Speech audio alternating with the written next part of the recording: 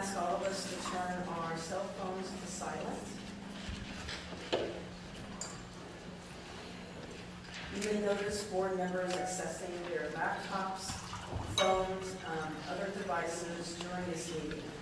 They are using their devices to access board materials that are in electronic format. This is an official meeting of the Medical Board of California. As such, disruptions of the board's business will not be tolerated. We have designated time. Sorry for that. We have a designated time on the agenda for public comment and ask for public comment on each agenda item. I ask that you be respectful of the need to conduct the board's business. Should anyone disrupt the meeting, I will ask that person to conduct him or herself in such a manner that permits the board to transact its business. There are two sites for this meeting. There is the one here in Los Angeles and one in Sacramento. Comments will be heard from both locations. In addition, this meeting will be available via teleconference for the public. Individuals listening to the meeting will have an opportunity to provide public comment and will be assisted by a moderator who will be facilitating the teleconferencing process. For those members of the public participating via teleconference, please wait until the moderator has introduced you before you make your comments. To request to make a comment during the public comment period, press *1. You will hear a tone indicating that you are in queue for comment. If you change your mind and do not want to make a comment, press *2. Assistance is available throughout the teleconference meeting. To request a specialist, press *0. Each person will be limited to 3 minutes per agenda item. However, that time frame may be subject to change depending upon the number of speakers on the topic.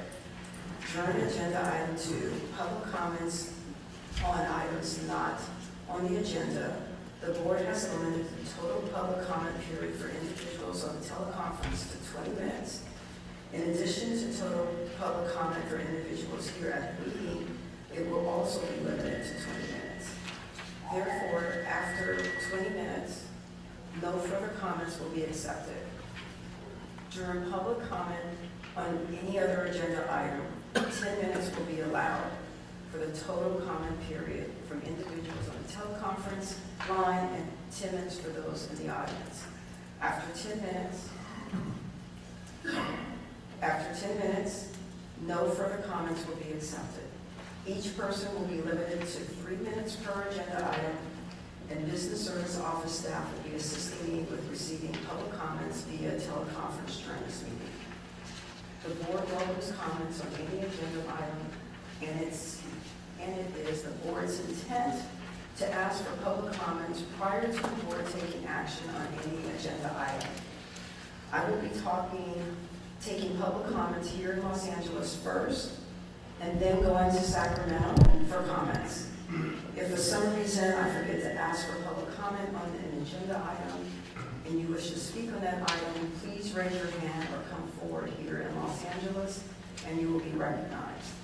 In Sacramento, please notify Nicole Kramer that you wish to speak. I would like to request all speakers to complete a presenter slip so I can call you by name at the appropriate time, and that the record of this meeting can be full and complete. However, this is voluntary. Please give the speaker slips to Ms. Cruz Jones in Los Angeles. Ms. Cruz Jones, can you identify yourself for the audience? And in Sacramento, we have Ms. Kramer. Ms. Kramer, please identify yourself to the Sacramento audience. I will do my best to call upon everyone who has supplied a slip for the agenda item and recognize those who wish to make a last-minute comment. I want to remind all speakers to please stay on topic and keep your comments to 3 minutes or less. Today's meeting will run according to the Open Meeting Act as required by law. I would like to call this meeting to order and ask that Ms. Cruz Jones please call the roll. Dr. Bolak? Present. Dr. Gonadev? Here. Dr. Hawkins? Here. Dr. Kraus?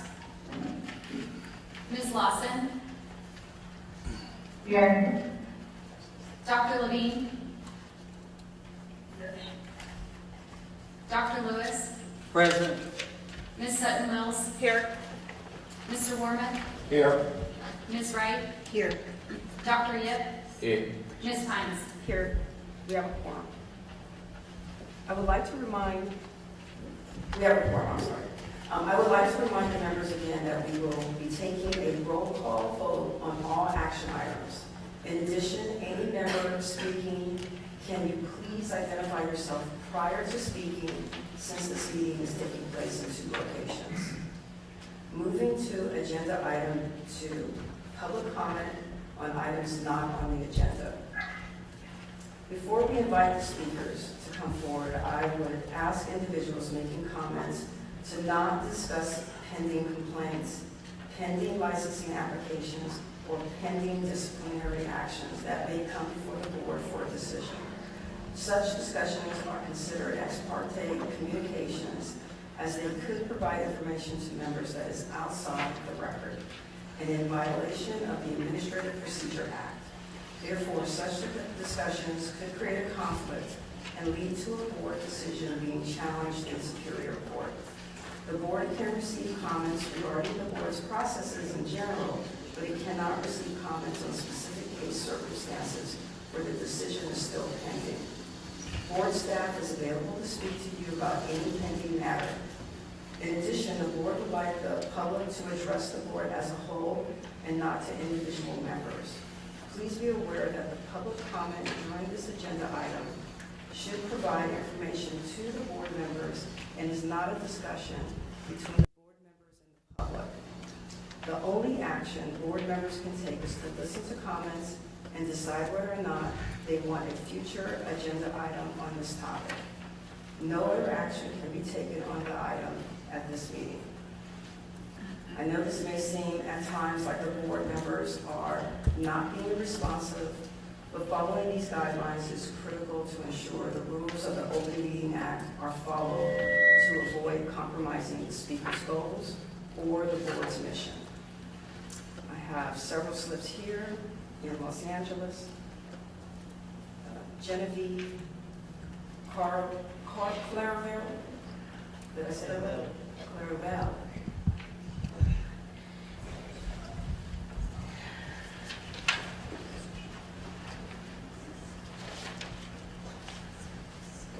Anyway, good afternoon, Genevieve Clairville.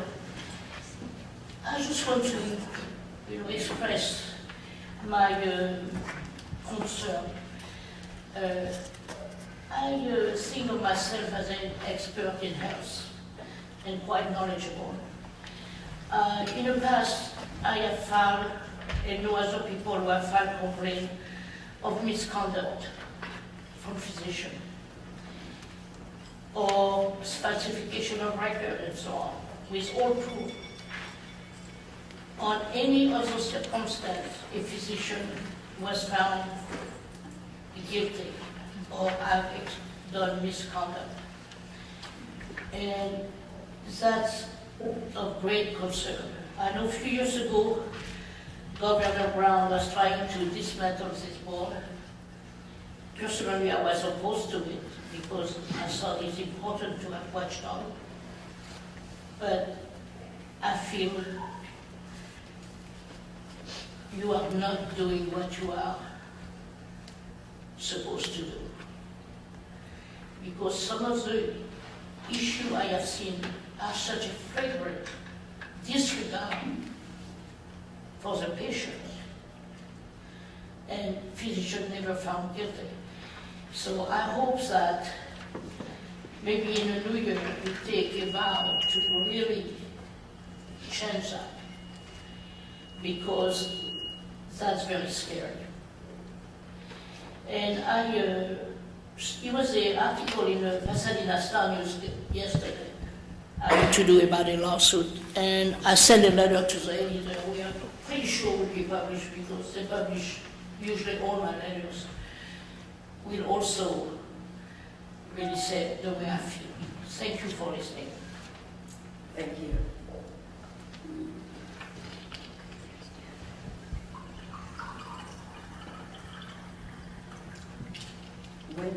Netsch.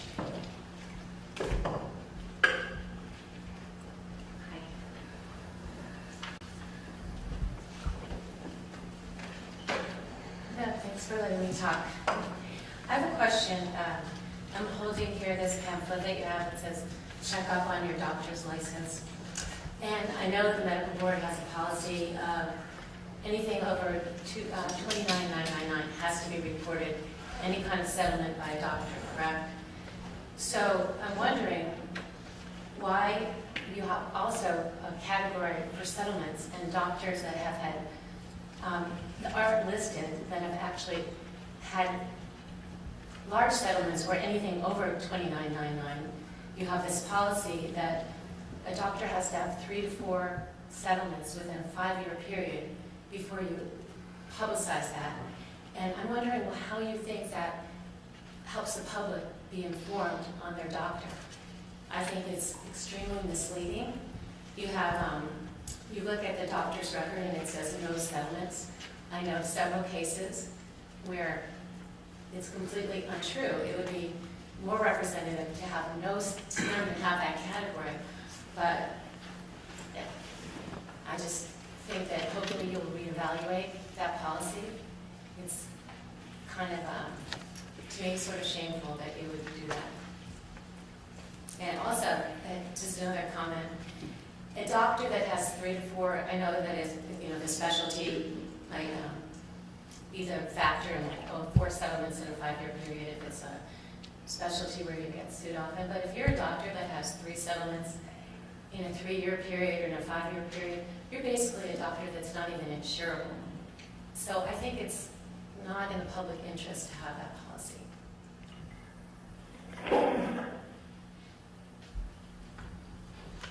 Thank you.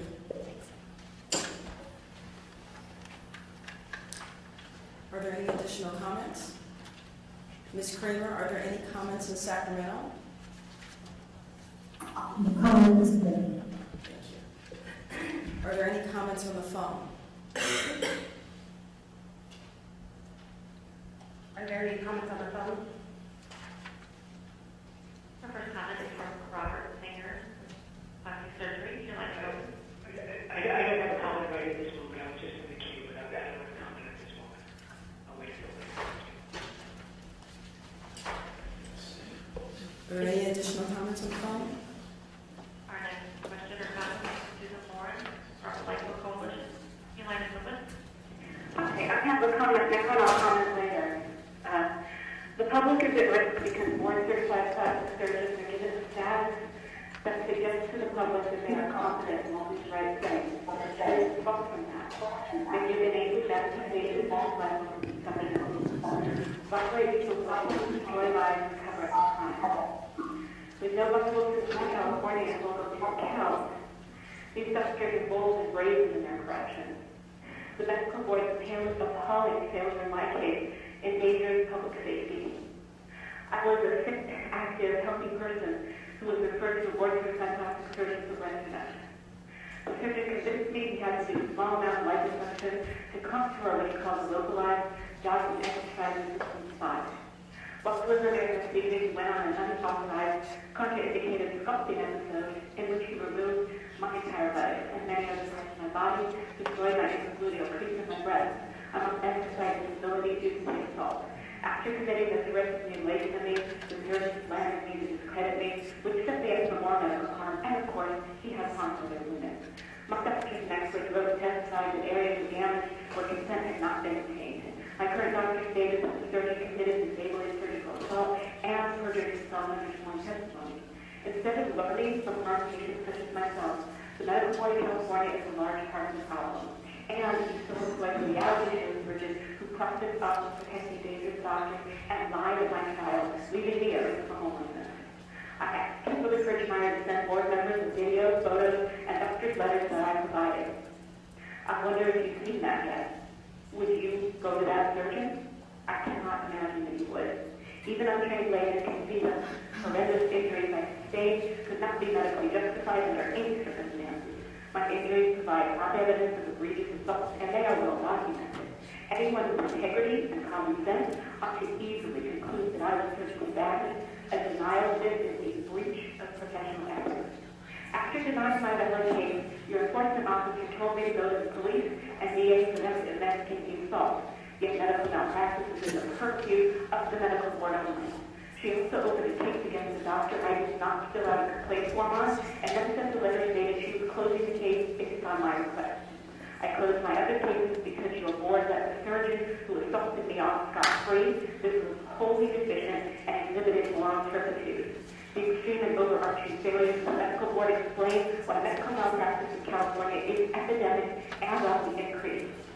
And on the last note for this, I'd love to know why you're holding this session at the Billboard, but yet in the meeting January 10th to the activists, you say you can't afford a phone line. I'm disabled because of surgical records, because of the poor direction going on here at the medical board. I'm about to speak and be involved in that meeting, and I'd appreciate you having a phone line there. I can't imagine it would cost more than the Billboard does. And I'll be speaking later to the issue that's on the table today about cosmetic surgery. Thank you. Thank you. Are there any additional calls? Holly, any other calls on the line? We have another question or comment from Jacob Hayabi, as a doctor. Go ahead, your line is open. Yes, Go ahead. thank you so much. Can we make sure this is for agenda item 2, items not on the agenda? The bill that was created a student.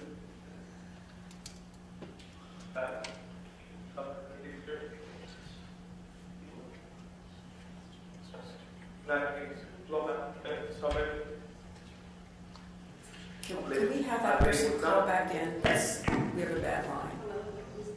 Excuse me, sir. Hello?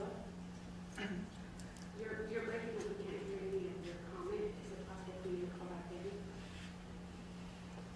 On a landline, maybe? Are you on this? You're still cutting out.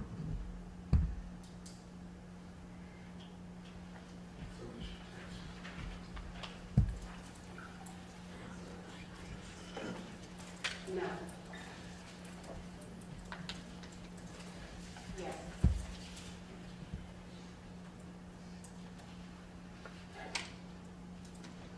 And I'm calling for agenda item 2.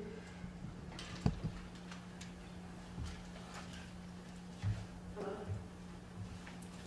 Okay, probably I don't know what happened. Maybe you can, open the computer.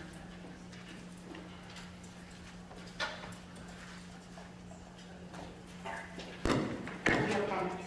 No more comments on the phone? Moving to agenda item 3, approval of recommendation for Federation of State Medical Board Committees. Ms. Kirschmeyer? Well, as most of you may know, the Federation of State Medical Boards is actually seeking individuals who are interested in serving on committees within the Federation. And Dr. Balat has actually come forward and would like to be nominated to the editorial committee. I haven't heard from anyone else, so if there isn't anyone else, then I would actually like to ask for a motion to approve the preparation of a letter of recommendation and support of appointment of Dr. Balat to the editorial committee. So moved. Second. Is there any public comment for those in the audience here in Los Angeles? Ms. Kramer, are there any comments from those in Sacramento? Not at this meeting. Are there any comments from those on the phone? There are no questions over the phone at this time. Okay. Ms. Cruz-Jones, please take roll. Dr. Bolat? Aye. Dr. Gonadep? Aye. Dr. Hawkins? Yes. Ms. Lawson? Dr. Levine? Dr. Lewis? Aye. Ms. Sutton-Wills? Yes. Mr. Wormuth? Aye. Ms. Wright? Yes. Dr. Yip? Yes. Ms. Pines? Yes.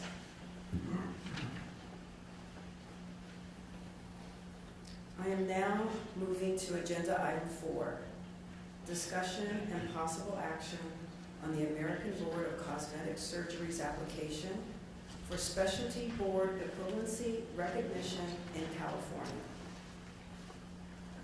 This agenda item will discuss whether the American Board of Cosmetic Surgery, or ABCS, meets the requirement of California Business and Professional Code, Section 651H5C, and Title 16, Division 13, California Code of Regulations, Section 1363.5, to be deemed equivalent to a board of the American Board of Medical Specialties.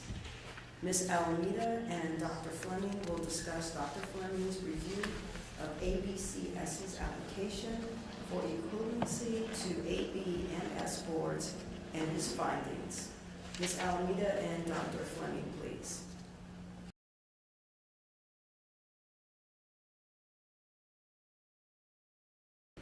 Thank you. If you can please refer to agenda item number 4 in your packet. The American Board of Cosmetic Surgery has applied to the board requesting recognition as a specialty board, which would allow their members to advertise as board certified. Pursuant to Business and Profession Code Section 651, a physician may only advertise that he or she is board certified if he or she is certified by the American Board of Medical Specialties, a specialty board with an accredited council for graduate medical education, accredited postgraduate training program, or a specialty board approved by the board as equivalent. The law is for advertising only. The law does not prohibit the advertising of specialization, regardless of board certification status. Physicians who are certified by non-recognized boards are still able to practice their specialties and advertise that they practice in that specialty. They simply cannot use the term board certified. In order to be approved as a specialty board, the American Board of Cosmetic Surgery must demonstrate its compliance with the laws and regulations and is equivalent to member boards of American Board of Medical Specialties. ABCS's application was forwarded to Dr. Neil Fleming, Professor of Clinical Anesthesiology at the University of California, Davis, in the Department of Anesthesiology and Pain Medicine for review. At the October 18, 2018 board meeting, Dr. Fleming presented his findings to the board. After discussion by the board, rebuttal, and deliberation, it was determined additional information was necessary in order for the board to make a decision. Therefore, additional information and supplemental documentation was obtained from ABCS and forwarded to Dr. Fleming for a second review. Dr. Fleming is here to present his findings. I'll go ahead and turn it over to Dr. Fleming.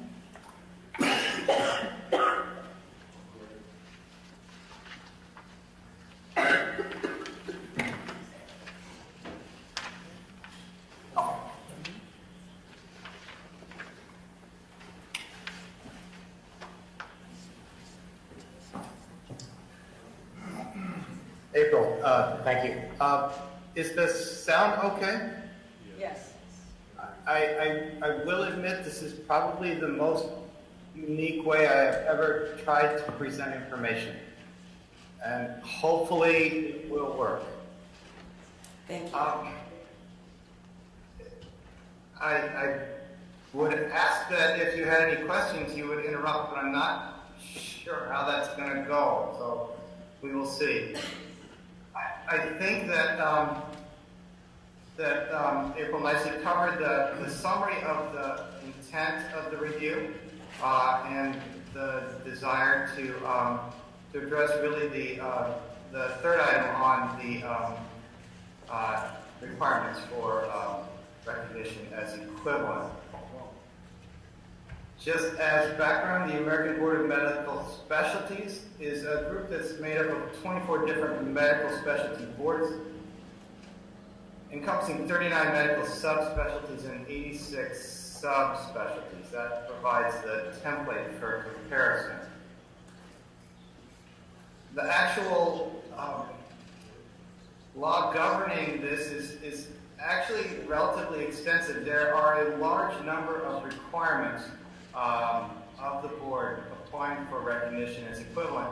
And there's a long list. This is a couple of them with respect to the total number of members, their location, the revenue streams. There's also extensive requirements with respect to the examination and review process and the staff here has gone through has gone through all of those requirements. They've reviewed them, and the majority of those expectations are met in the application. The crux of the discussion from the last presentation and the history of prior applications by this organization is this one requirement from the regulations and the need to demonstrate to be equivalent, the training to be equivalent in terms of scope and content to those of a related ACGME or Royal College program.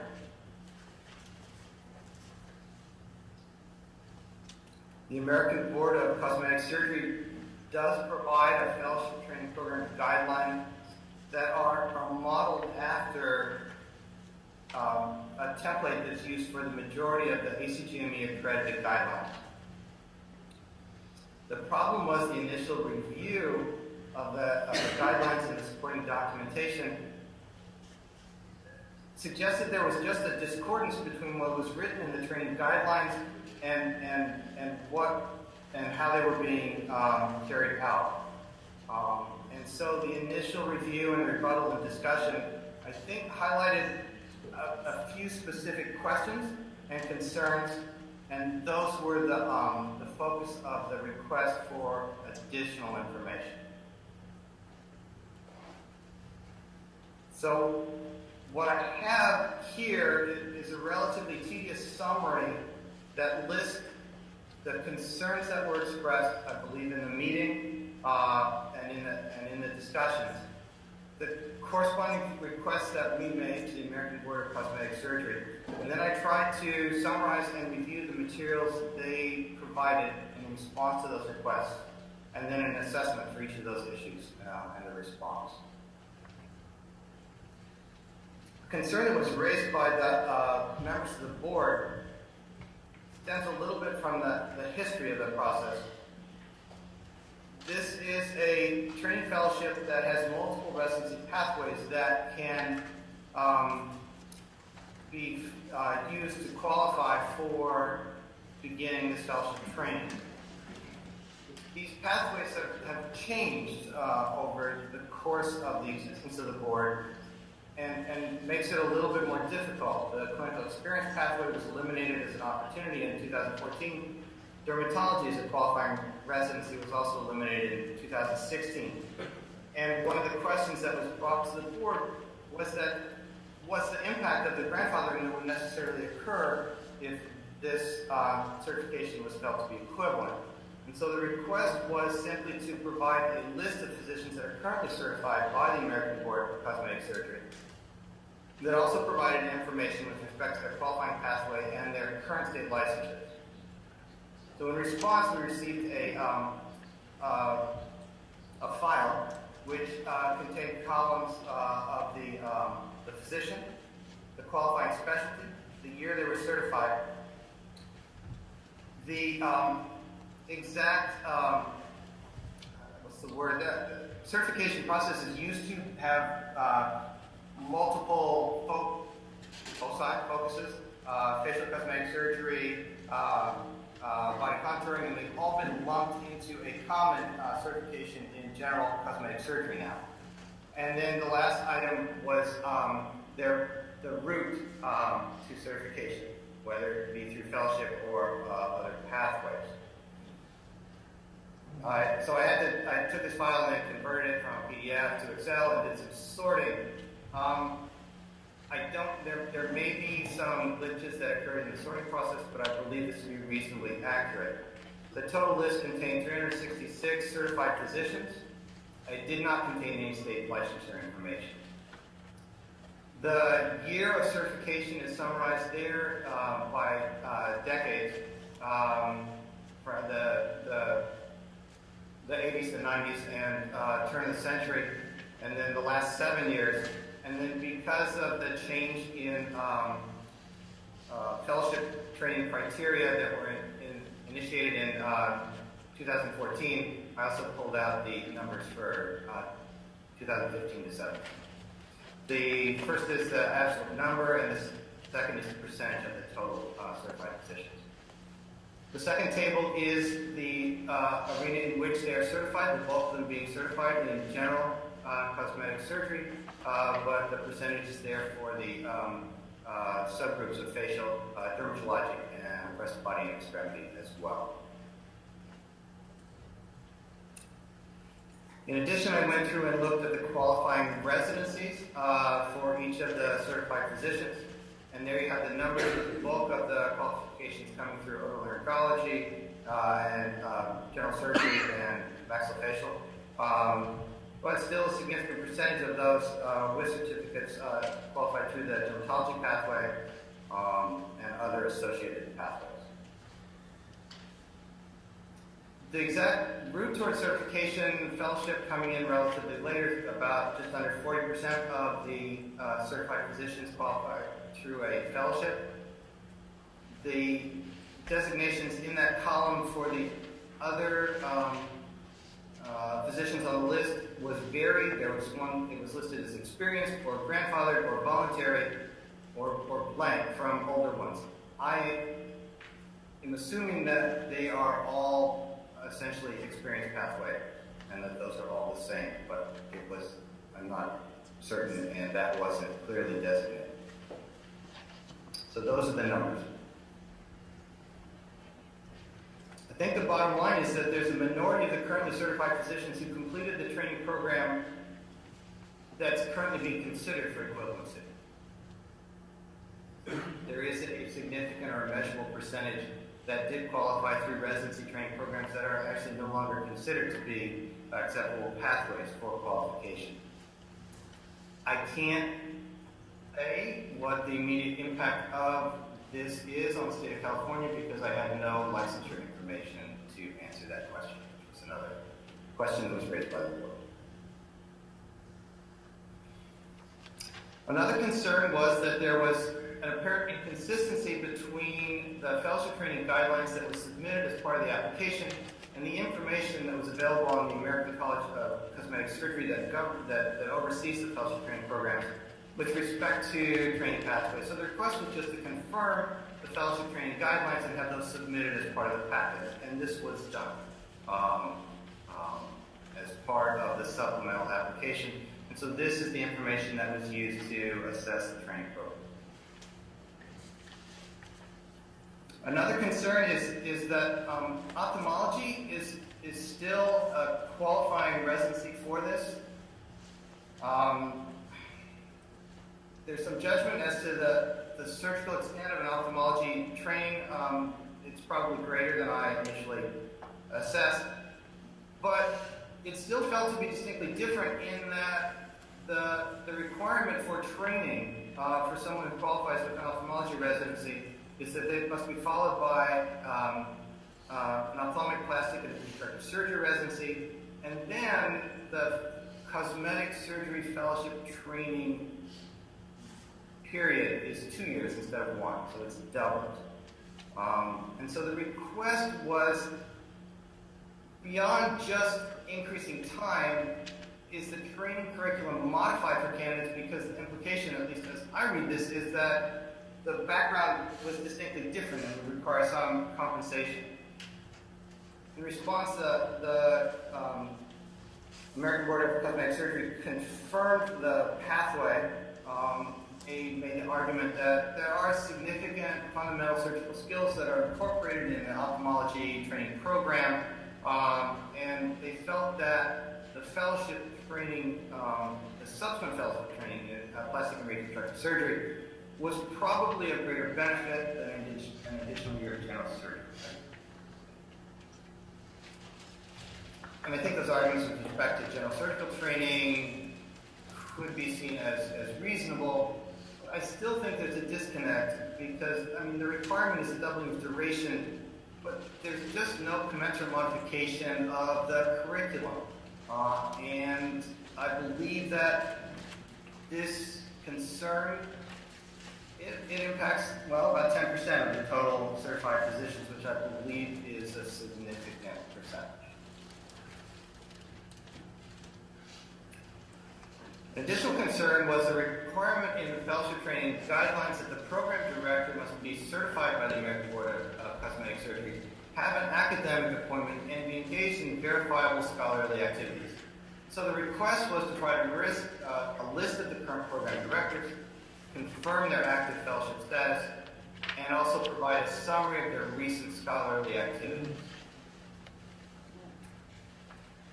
We received both paper documents, which are in that large box on the floor there, but also, I mean, heavily, they also provided these files electronically on Google Drive.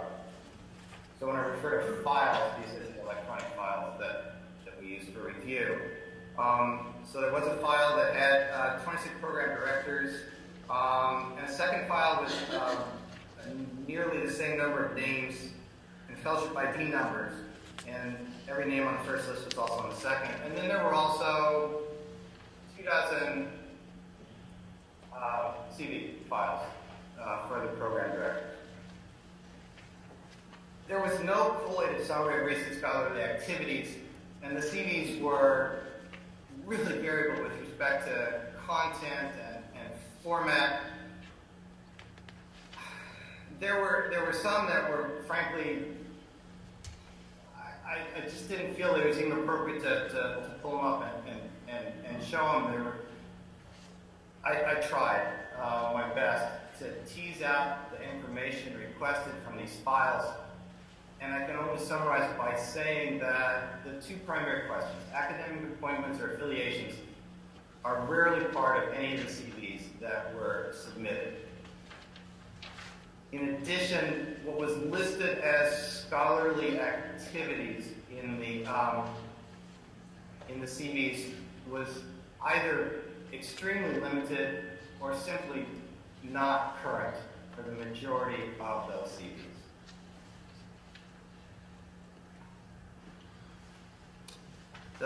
The training guidelines also require that each program consist of no less than 2 faculty members. Similar expectations with respect to academic appointments and scholarly activities are expected of the additional faculty members. So the request was simply to provide the same information with respect to academic appointments and activities for the affiliated faculty in each program. In this response, there were 11 folders. 10 of them had names of current program directors. The folders had either brief summaries or CVs for anywhere from 1 to 5 faculty. I think these are the associated faculty. There was no list. It was tough to tease out. Some of the CVs, the same CV was in multiple folders.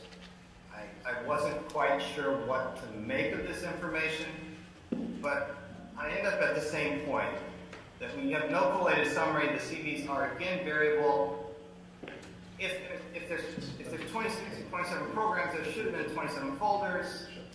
They're not there. The academic appointments aren't there, and the scholarly activities are simply not consistently present.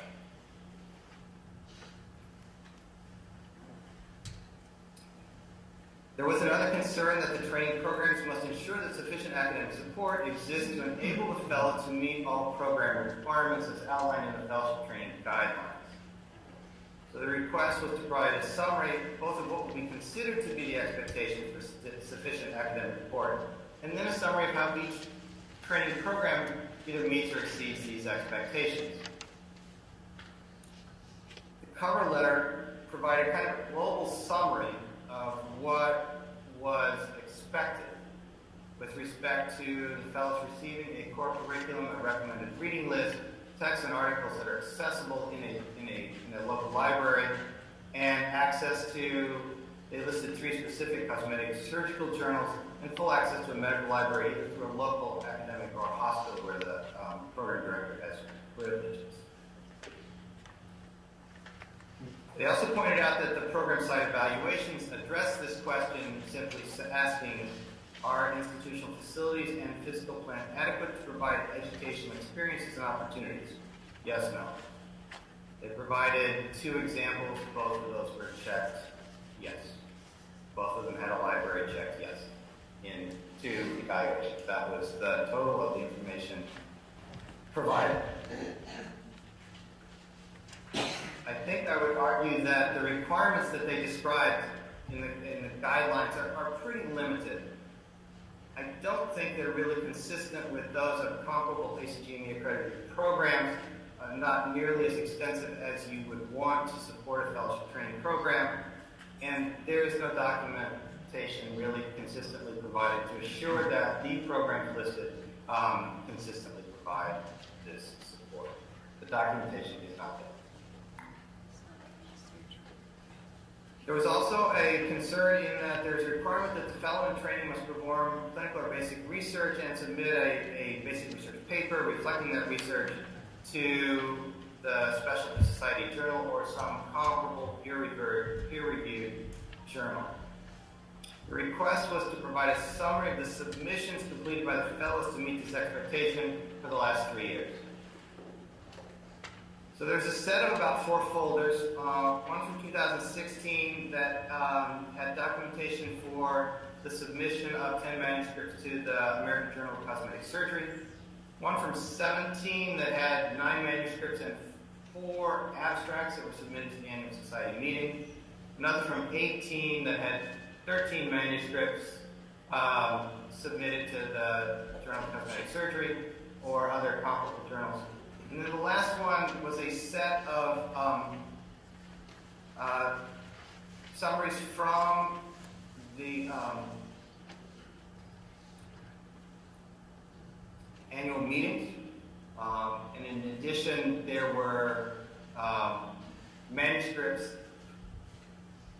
that were in the American Journal of Cosmetic Surgery that were co-authored by, I assume, program directors and fellows. There were meetings, abstracts from the annual meeting that had a few presentations by the fellows highlighted in the summaries.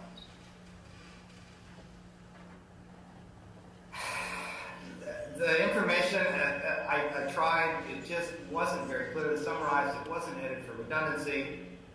And as I sift through it, I just could not convince myself that the training program requirement is consistently met by either a majority of the fellows or the programs from the documentation that they provide.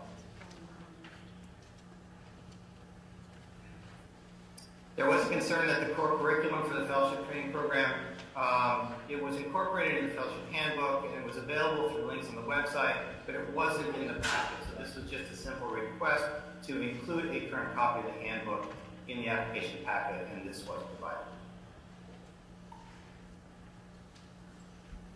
One of the other topics of discussion that came up was the concern that each training program must have a formally structured curriculum that includes a summary of the overall educational goals, competence-based goals. These follow basically ACGME competencies, core competencies, and a list of topics that should be discussed in weekly seminars. And so the request was to provide documentation of this expectation and how it was carried out at each program. The response was an assurance that all fellowship directors and faculty do this on a daily basis just as a routine part of clinical care discussions. There was a curriculum folder that was included. On it was a list of 50 discussion topics. There was also a list of a set of online American College, that's Cosmetic, not SC, but CS, web clinics. These happened about every other month per year over the last 4 years. This is just the highlight from the list of training topics, patient safety, anesthesia, perioperative assessment as a topic, local anesthetics, and tumescent techniques is another, liposuction is a third there, and it carried on for a total of 50 discussion topics. I'm sorry, but daily clinical discussions are distinctly different from a formally structured curriculum, and I don't believe their response truly addresses this expectation. There was really no summary of the education goals or competency-based goals in the documentation that was provided, and the documentation simply did not support the presence of a structured, formal curriculum at each training program.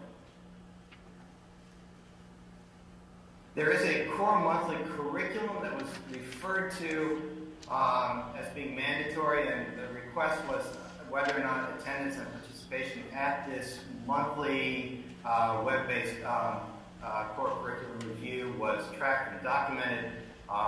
So the supporting documents included the schedule, sample programs, and the attendance records for these sessions. This is a set of 12 topics that have been consistent over the last 3 years, and presentations that were included. There were 3 of those appeared reasonably comprehensive, and the attendance that was documented wasn't perfect, but it's pretty good, and it's kind of what you would expect for something like this, actually better than you might expect, so that was good.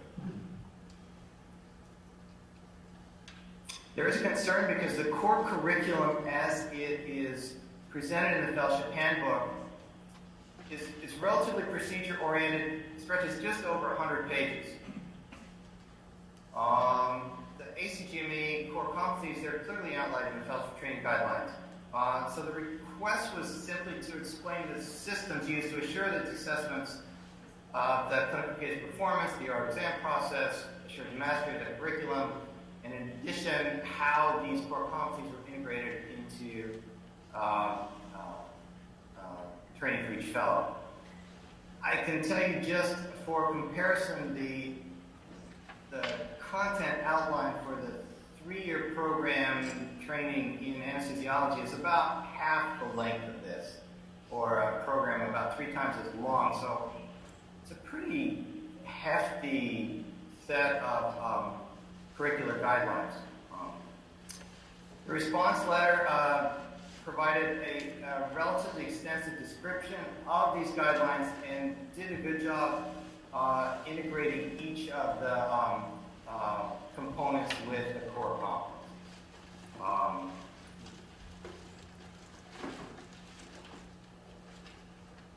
Problem is that the assessment of the fellowship training, specific assessments. There are 6-month evaluations of the individual fellow. The headings are actually structured around other topics: intellectual, technical, personal. And then there's subsections for each of these assessments. They're not related directly to the core competencies, and that these don't provide the overall structure, which is kind of what you would expect from an ACGM accredited type program. But I think in essence, the content is probably covered in those assessments.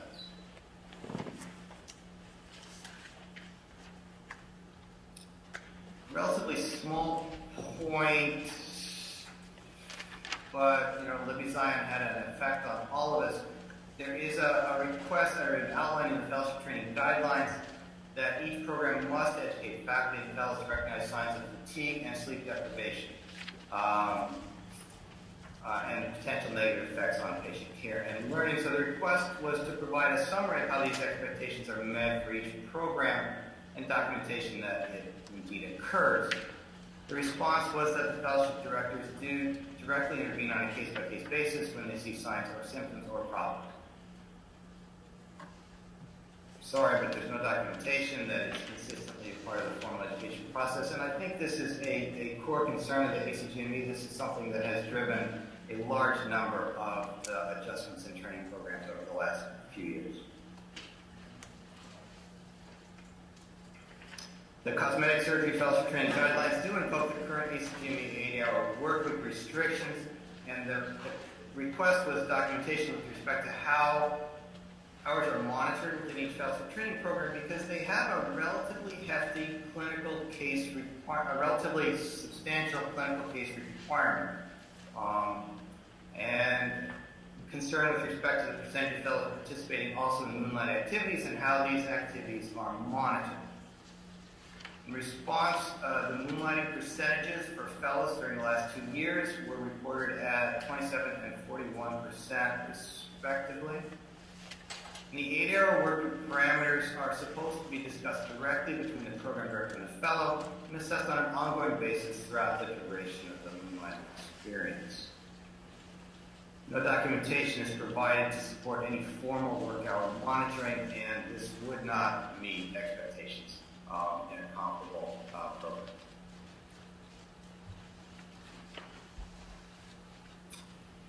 There is also concern with respect to the concerns raised with respect to the training program assessments. These are essential in terms of being able to assure continued quality and to guide improvements in any training program. So the request was a question as to how training programs are assessed. Because of the limited number of fellows in each training program, I think you have to be really careful. The request was how feedback is solicited in some fashion to assure anonymity and to get some sort of objective feedback information. If you are the lone fellow in a training program and your employment for the next 6 months is guided by the response of your mentor, this is a very difficult situation. It's one that we run into in small fellowship training programs as well, and it's a hard problem to deal with. Blank forms both for the facility evaluations and the fellow evaluations are mailed out from the central office at mid-year and prior to completion of the fellowship. The fellow then returns those evaluations directly to the board office. The fellowship review committee reviews these evaluations in their quarterly meetings, and any scores that are significantly on the low end are investigated by the review committee.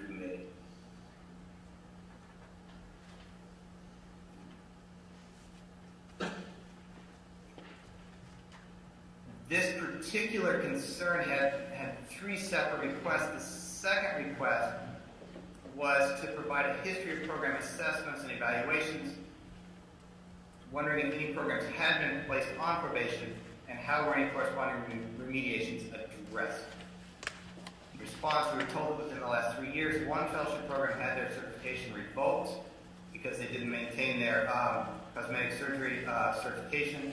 Another program voluntarily was discontinued when their program director could not maintain the program, and no programs have been placed on probation in the last 3 years.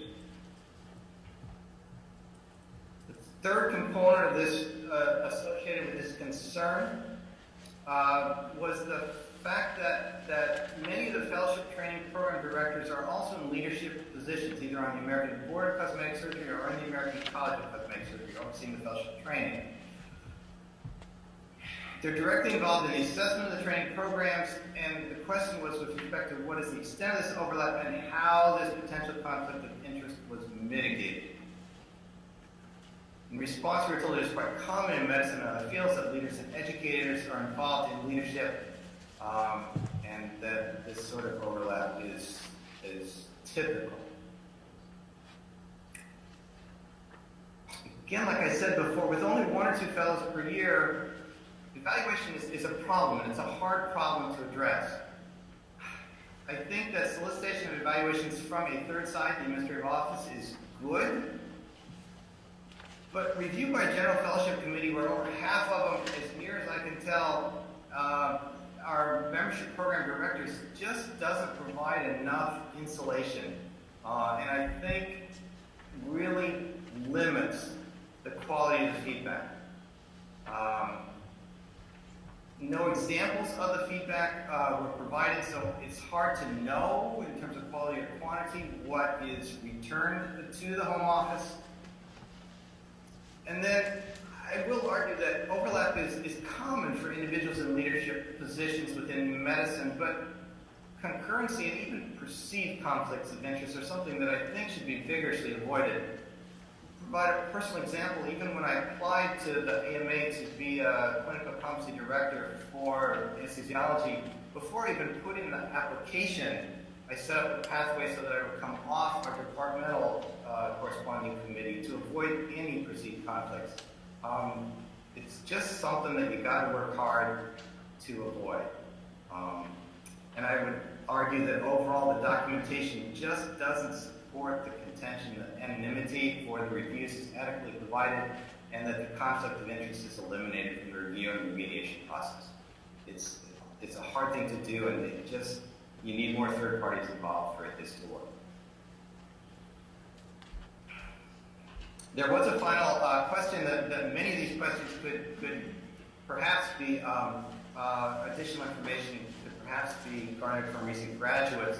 So there was a request to provide a list of individuals that had obtained recent certification. They provided this list, and just full disclosure, with the review and the absence of documentation, it just didn't seem to be that any additional information could be garnered, so we did not reach out to any of the recent graduates for this. The conclusions are kind of small print, and I apologize for that. I guess I could have split them onto 2 slides. I'd say overall, the current American Board of Cosmetic Surgery Fellowship Training Program guidelines, they're modeled appropriately and closely after ACGM accreditation guidelines. There is a concern because these guidelines have really only been in effect for a short period of time, and acceptance of equivalency would necessarily grandfather in majority physicians who were not certified or trained under these guidelines. That's a separate decision. That's not really part of the requirement, so I leave that to the board to consider. I think the primary problem is there were multiple key components of the program for which the initial documentation didn't support the adherence to the training guidelines as they were outlined. When I went through the supplemental documentation, the same conclusion is there. The current programs just do not consistently meet the guidelines that they've developed and endorsed. And as a result, I have to conclude that they cannot be considered as equivalent to American Board of Medical Specialists. I'll add one additional kind of context comment. After this report was posted, I did receive and review the rebuttal from the American Board of Cosmetic Surgery and their executive director. It was frustrating and disappointing, and I just have to say publicly, I was hopeful that this rebuttal would not include these gratuitous personal insults that have been a component, and it's very frustrating to me. And the suggestion that my review of this was predetermined and biased, and I inappropriately went out to see, poor documentation did request. I have done my level-headed best to find the documentation to support the training provided by these programs, and I have looked hard and in as balanced a fashion as I could, and I simply just can't find it documented provided. I didn't approach this with any predetermined bias or conclusions. It's just this is where it ended up. And I will answer any questions and pray that the folks in Los Angeles actually heard what was said.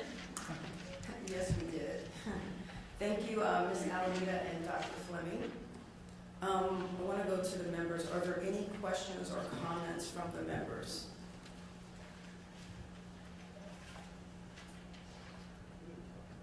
No questions or comments from the members. Okay, we have. Just, Dr. Fleming, thank you. You did a fairly thorough review. I don't have any questions or comments. Are there any comments from Sacramento from the members?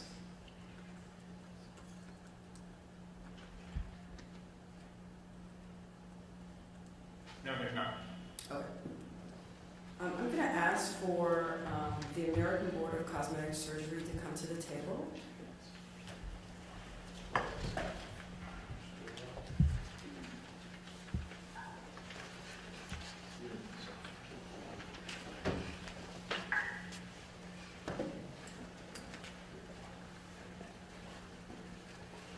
Good afternoon.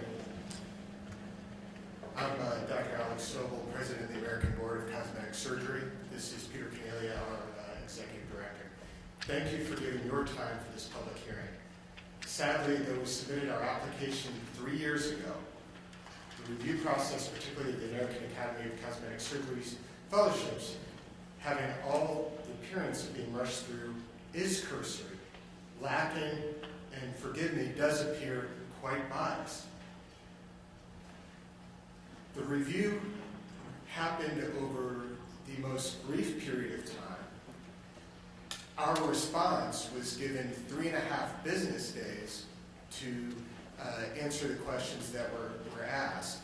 And following the submission of our answers, we didn't have an opportunity to give the supplemental information that Dr. Fleming is alluding to. And you have in our written documentation that we promptly submitted just yesterday answers to a lot of his ongoing concerns. And we could have done this a couple weeks ago.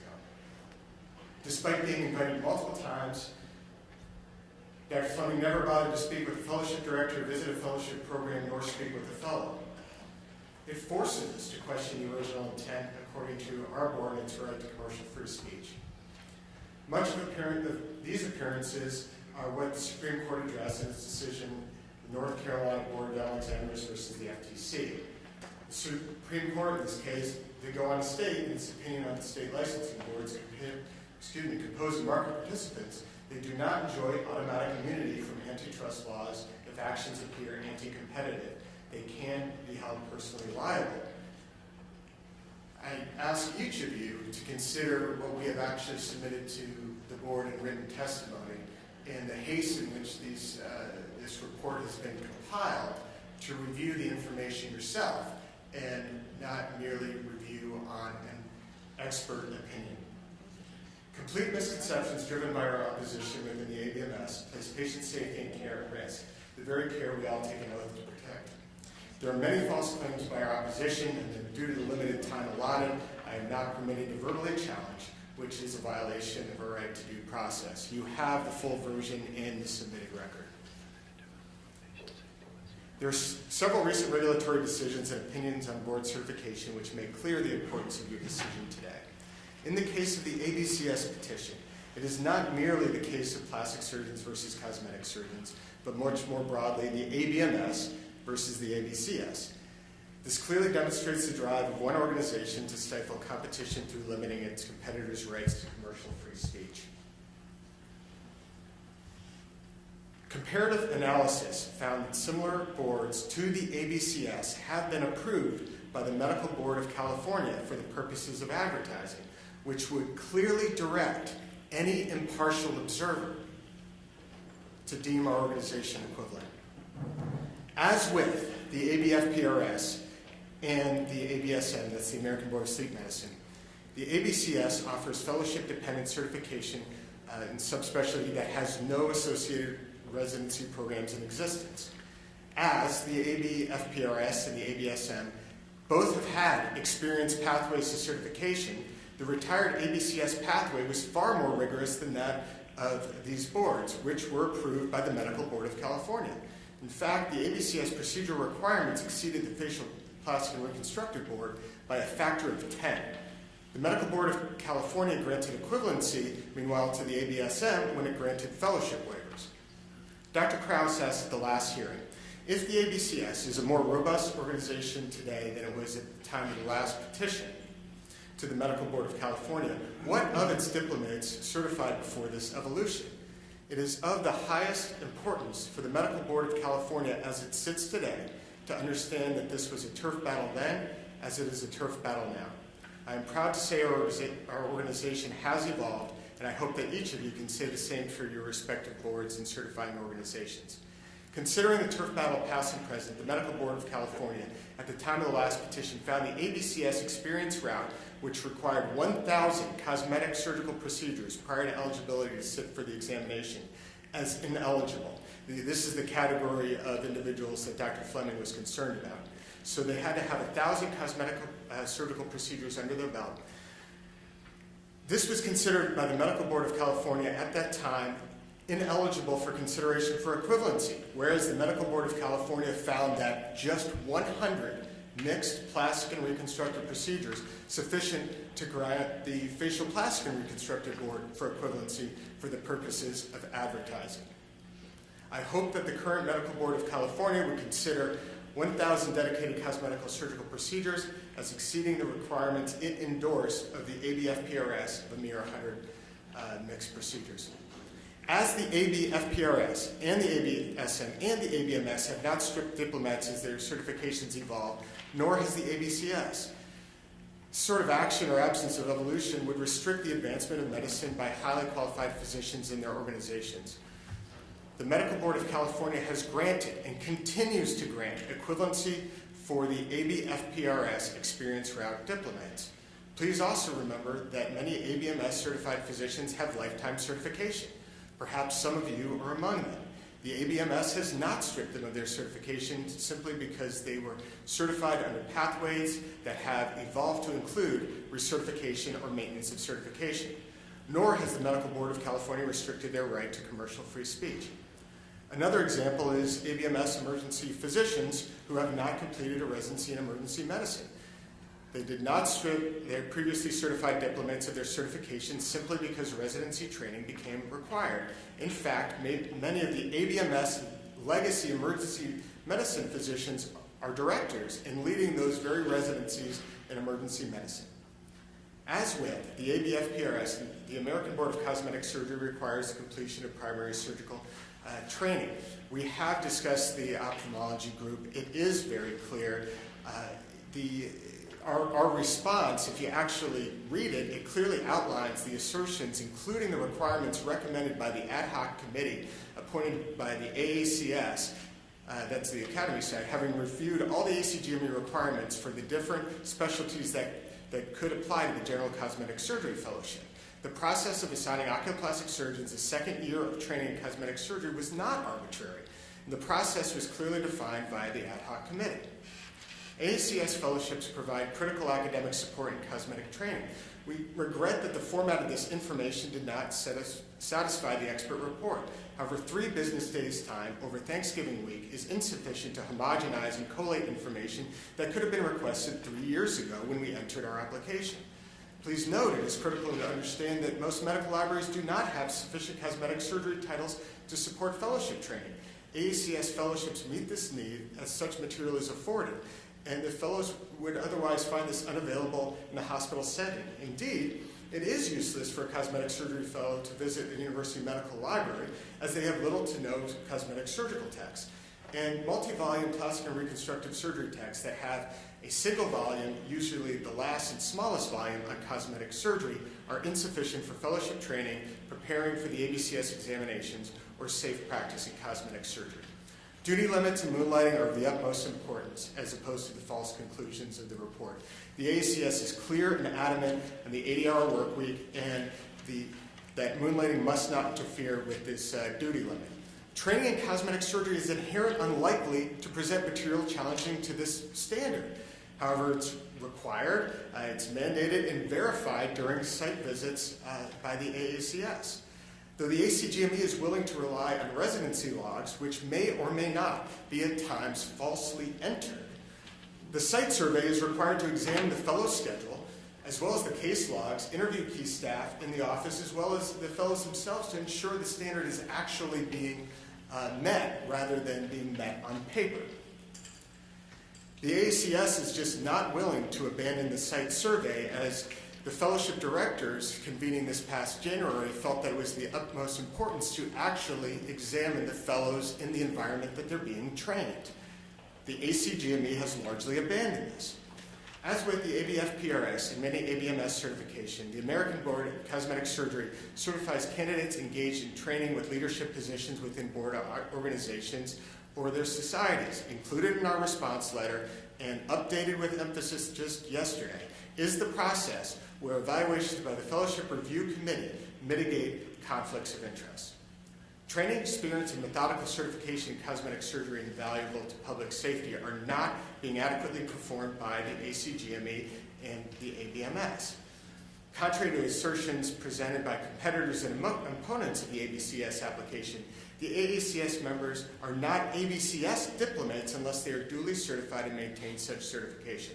I expect the MBC and its expert reviewer understand this distinction. However, with this misunderstanding pervasive in the testimony of our opposition, I respectfully submit this clarification. So, why is there such opposition to the ABCS? First, these are elective surgical procedures, and patients see providers directly rather than by a referral network. Second, revenue. Our competitors and opposition from ABMS do not want to give up the money these procedures generate for their diplomats and secondarily for their organizations. Number three, how does one prevent competition? Commercial free speech restriction provides an unlawful but handy pathway, all of which is driven by our competitors within the ABMS under the guise of patient protection. In reality, it is a means to silence competition and ensure marketplace control and regulatory capture. Disallowing the ABCS physicians' right to commercial free speech when we meet all the criteria demanded by the state of California places the very issue of patient care safety at risk, the issue that we have a collective duty to protect. Competing boards within the ABMS all too often want to make this an us versus them battle. This is a battle that is for control, power, and financial gain rather than patient safety and care. If this were about patient safety, our opposition would be seeking to restrict our ability to practice. They are not doing this. In fact, our opposition at the last hearing said that we may go on continuing our scope of practice. However, we should not be allowed to state or advertise that we are board certified. Our opposition has demonstrated their true intent, which is not to protect the public from the procedures and scope of practice, but to restrict our commercial free speech and advertising of board certification. Patient safety is clearly at stake. Please do not let your bias as either an ABMS certified physician or your experience predominantly with the ABMS cloud your ability to duly evaluate our organization.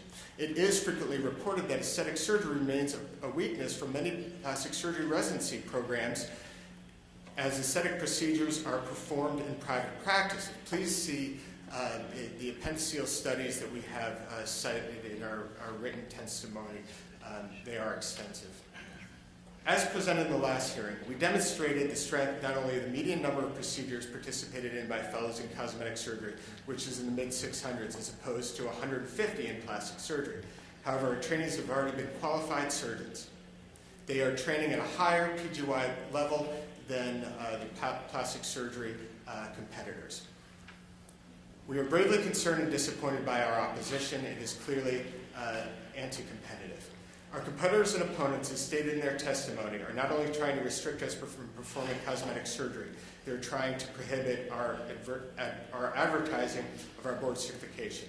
However, as demonstrated by an exacting certification program, a now historic, but nonetheless exceedingly rigorous experience route, high PGY training level, high procedural number, depth and diversity in fellowship training, why would the Medical Board of California not want the California public to be allowed to see a surgeon that was certified by the ABCS? 2 minutes. Wouldn't the Medical Board of California prefer to avail this information to the public, helping patients find a provider that has been appropriately trained in cosmetic procedures?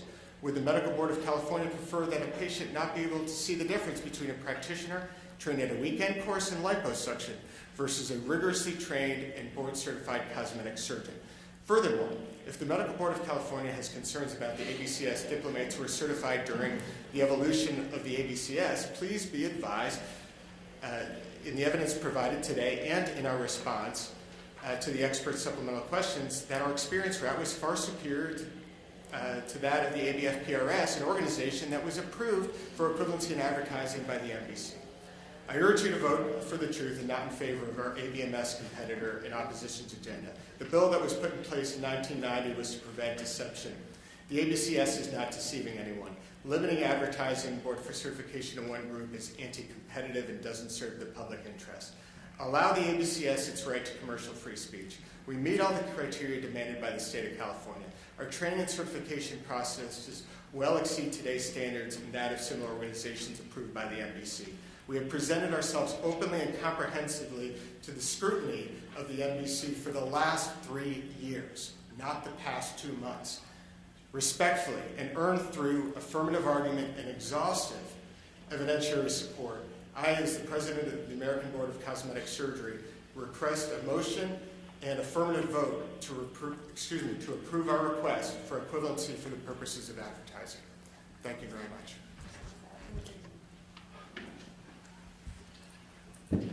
Are there any questions by the members? Any comments? Dr. Hawkins? Just a question about the time frame of the American Board to respond to our experts' information, the information the board wanted. Was it 3 days? Well, I think there does need to be some clarification because they did apply approximately 3 years ago, but they received a deficiency letter and waited. I'm estimating, I know April has the time frame, but like 8 to 10 months to respond to the first deficiency letter. Thereafter, they received another deficiency letter, and even after they knew the law was going to change to bring this matter outside of the board's hands, they again waited many months to respond to the board's deficiency letters. And so, yes, they had limited time to respond to this last one because the board's jurisdiction over this matter is ending, but the delay initially was the result of their failure to respond to the deficiency letters in a timely manner. May I? I'm going to ask for a motion now. May I please respond to that? Okay. Please. Yes. Yeah. With all due respect, Attorney Webb, the first time that you sent a letter, it did take us several months to respond. The second two responses, the second two requests, we responded almost immediately, primarily because the 3-year period was running to an end, and we wanted to make sure you heard our side of the story.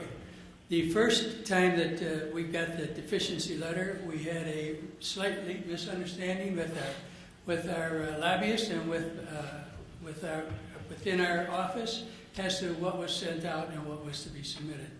That I'll take full responsibility for. But the last 2 times, we were very prompt in responding. In fact, we responded within the 3.5 days that you've asked these last questions, and that 3.5 days was because of the Thanksgiving holiday. We also responded to this last letter that we got within 24 hours, and we have that in your hands. Unfortunately, we didn't get that till Saturday. We responded by Monday. I don't know how much more responsive we could be than we were. Okay, I'm going to ask for a motion.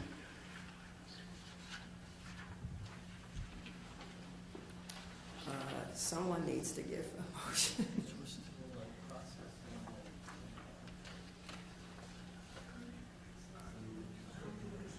Okay, so while Dr. Ganadadev? We spent a lot of time on this. Yeah. This is the second board meeting. Sorry. Dave Ganadadev for Sacramento people, in case who is talking. We spent a lot of time on this, and this is the second meeting we have, this meeting especially for this purpose. I do value the consultant who recommended. Consultant recommended do not approve the American Board of Cosmetic Surgery's board equivalent. I'll make a motion to that effect. Do I have a second? Was that a motion to deny? Is that what I couldn't quite hear? Yes, it's a motion to deny. Can I have a second? Second. As a point of order, and I again defer to your attorney, you don't make a negative motion for something. It's not what you do is you make a positive motion, and if you don't want it, you vote against it. But this is not the way you proceed, and the only reason I'm saying that is you want the perfect record for this situation. Well, the member made a motion to deny the ABCS application. Yes, I heard it. And so that would mean an aye vote would agree to deny the application. You're their counsel. I can't say anything more than that. If you think that's appropriate, then you'll obviously approve. Proceed.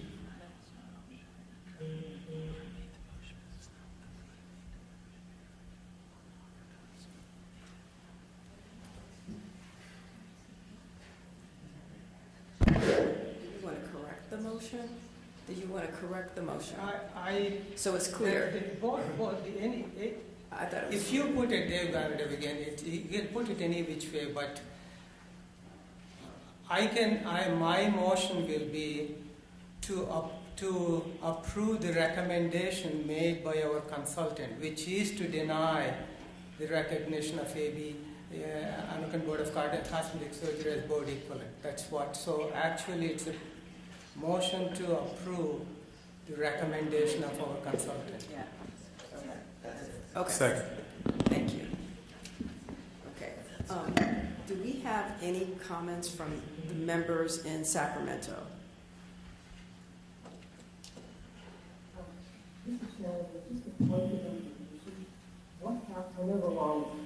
We can't hear you, so. Can you hear me now? No. Can we use the method that we use for Ms. Alameda and Dr. Funny?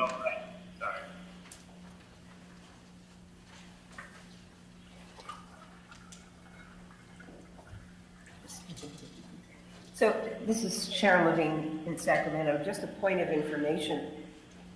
Given that the jurisdiction over issues such as this have been removed from the board's jurisdiction as of December 31st, what would happen to a similar request in 2019 and going forward? Was the jurisdiction moved somewhere else? Or was it just removed from the board? It was just removed from the board, and so applications like this would not be accepted by the board.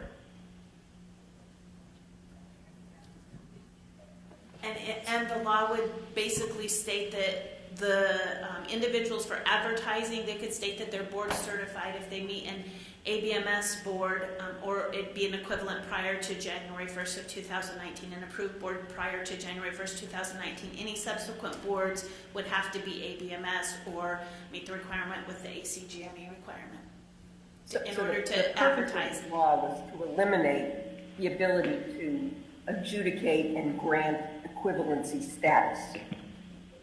That's correct, in order to advertise for board certification.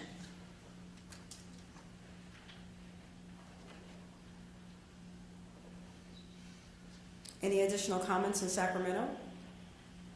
Not from the board member. I'm going to begin here in Los Angeles with comments from the audience. We have a number of comments, a number of people. I'm going to start with Michael Swartz.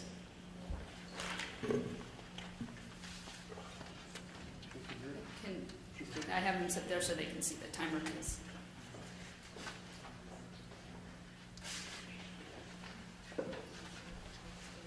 Hello, distinguished members of the board. My name is Michael Schwartz, and I spoke to you at the last meeting.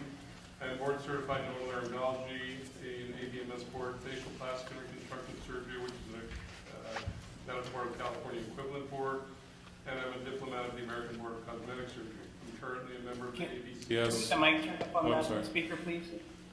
I'm currently a member. Did you hear me well enough in the first part? I believe so.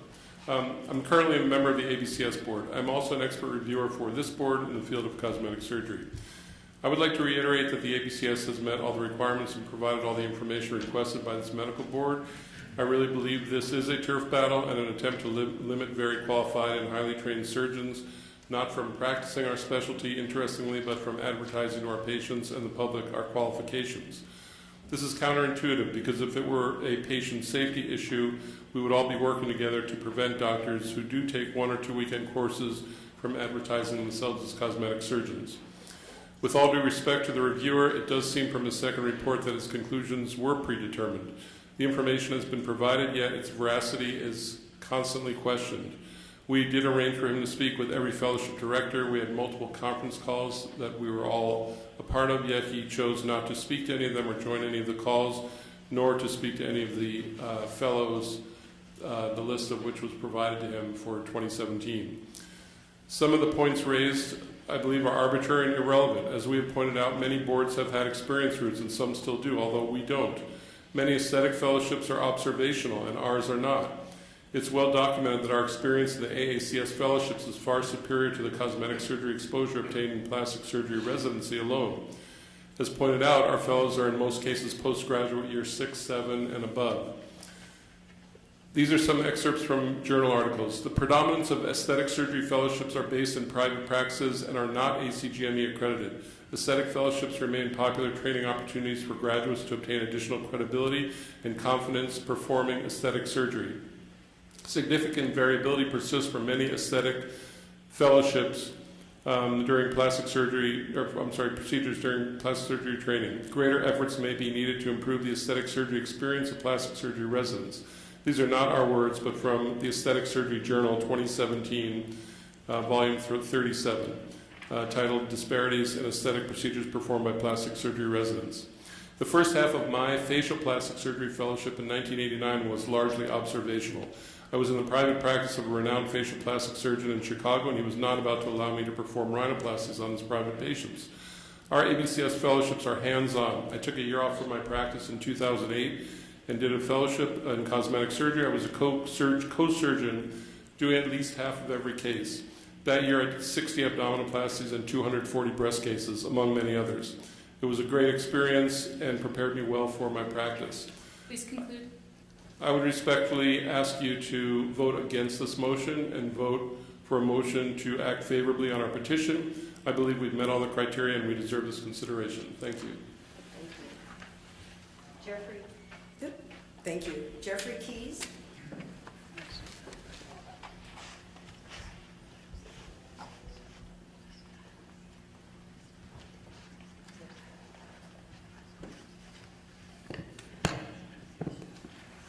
I'm Jeffrey Keys, and I'm a plastic and reconstructive surgeon, and I'm speaking about the issue of duration of fellowship. My past credentials are that I'm board certified in both plastic and reconstructive surgery and otolaryngology, head and neck surgery. I did a surgical internship, and between both specialties, I did a fellowship in general surgery.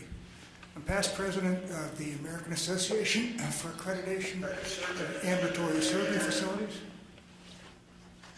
And I feel that this is and this is my opinion, this is a patient safety issue. The duration of a fellowship is not the same as a residency training program. If you have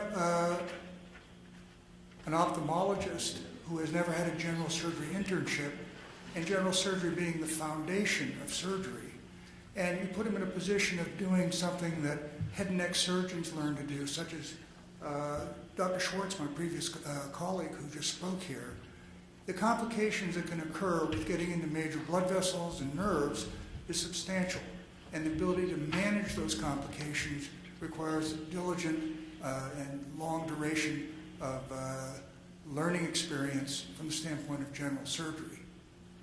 I feel that the American Board of Medical Specialties, which has evolved over the past 100 years, has been put together to manage patient safety by forwarding the tenets of successful medical education. So to compare a fellowship of 1 year with a complete residency training program does not have merit. And that's pretty much what I wanted to say. Thank you very much. Thank you. Tyler Frew.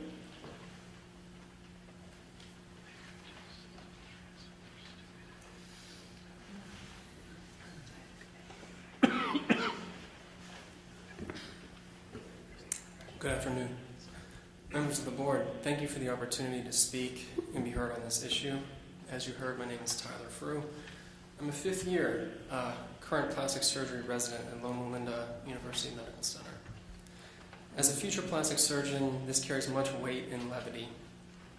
I watched the last meeting. I was taken aback by a number of issues, and I would like to offer you all a current resident's perspective.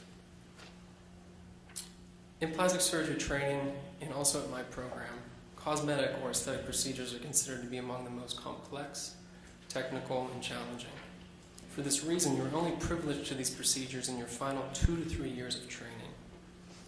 The early years of your training sets a strong foundation with the knowledge and surgical skills that are required.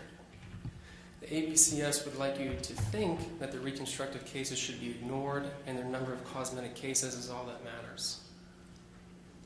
However, I can tell you firsthand how my hundreds of breast reconstructions have aided in my performance in breast augmentation and mastopexies, how my numerous facial paralysis cases, cleft lips, eyelid ptosis repairs have aided me in facelifts and cosmetic eyelid surgery, and how all the abdominal and lower extremity cases, how those principles blend seamlessly to cosmetic, abdominal, and body contouring procedures. It's very clear to me that a foundation in reconstruction is required to successfully do cosmetic cases, and this is knowledge that was not acquired in a weekend course. An experience cannot be overlooked, as it's difficult to understand how a physician claims to enhance someone's normal state with no knowledge or experience in the abnormal. The recent ABCS claim that the plastic surgery texts all have the smallest sections regarding cosmetic surgery is simply false. Trust me, I have many strewn about my house, and I read them every single night. Another striking point from the last meeting was the fleeting time frame of the fellowship. While it's very idealistic and starry-eyed that a physician can become a head-to-toe cosmetic expert in 1 year, it is truly one of the most unrealistic statements I think I've ever heard. I'll acknowledge many fellowships are a year in duration, but this is only because those admitted have significant background while in their primary training. It is an incomprehensible claim that an OB-GYN resident who spends 4 years immersed in the female reproductive system can become intimately knowledgeable in the complex anatomy of the face, the eyelid, all matters in rhinoplasty, and head-to-toe cosmetic surgery in 1 short year. Thank you. Thank you. Maria Lombardo.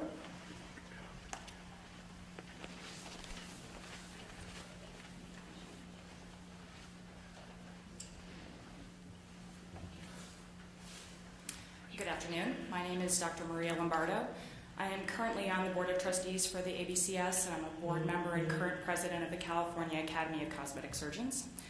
I'm a board-certified general surgeon and fellow in the American College of Osteopathic Surgeons. I am cosmetic surgery fellowship trained, and I have passed the oral and written exams offered by the ABCS. There are many false claims by our opposition that cannot go unchallenged on the public record. ABCS diplomats have inappropriate training, that ABCS diplomats lack knowledge of anatomy, that no one-year training leads to certification, that the experience route is not valid, that ABCMS diplomats have higher rates of medical board violations, and that fellows just assist and watch surgery. The truth and reality of the ABCS is starkly different from these claims by our opposition and competition. ABCS diplomats have completed an ACGME or AOA surgical residency prior to fellowship training and are experiencing qualified surgeons prior to the start of their fellowship training. All diplomats have knowledge of anatomy from medical school, from their primary residency, followed by a dedicated cosmetic surgery fellowship. It is nonsensical to suggest that a one-year fellowship does not lead to this knowledge. It's also nonsensical to suggest that there are no other examples of one-year fellowships leading to certification. We've listed them already: spine surgery, hand surgery, facial plastic reconstructive surgery, sleep medicine, among many others. Also, the experience route is indeed common in the evolution of boards. Many of those boards are recognized by the Medical Board of California. To impede competition from the ABCS, our competitors within ABMS group all of the physicians who call themselves cosmetic surgeons into one category, and they inflate reprimand rate without regard to ABCS certification. The rate for serious violations is the same or lower for ABS diplomats compared with our ABMS competitors. Major professional liability carriers, for example, Medical Protective, give ABCS diplomats an additional discount due to their lower risk pool based on statistics and history. ABCS diplomats sit on the AMA committees pertaining to patient safety, and its members contribute as expert witnesses to the state medical boards, including Medical Board of California. Multiple states have ABCS diplomats serving as medical board members. Even California has an ABS diplomat serving as a member. Fellows are co-surgeons during fellowships with progressive responsibility and are active in every aspect of patient care. And contrary to what has been touted, it is very common for different primary specialties to apply to one subspecialty board, examples of which include all of the following boards that are recognized by the Medical Board of California: pain medicine, ABSM, spine surgery.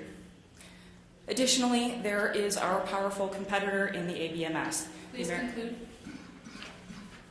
My fear is that the politics of this process, the irrelevant drama, dare I say histrionics, our opposition brings, coupled with the obvious biased expert reviewers' conclusions, will sway this board from the simple matter that we have met or exceeded all the necessary requirements and that our application deserves support. We seek specialty recognition because we are indeed a distinct and separate specialty. We seek the right to freely communicate the words board certified, as we have earned that title.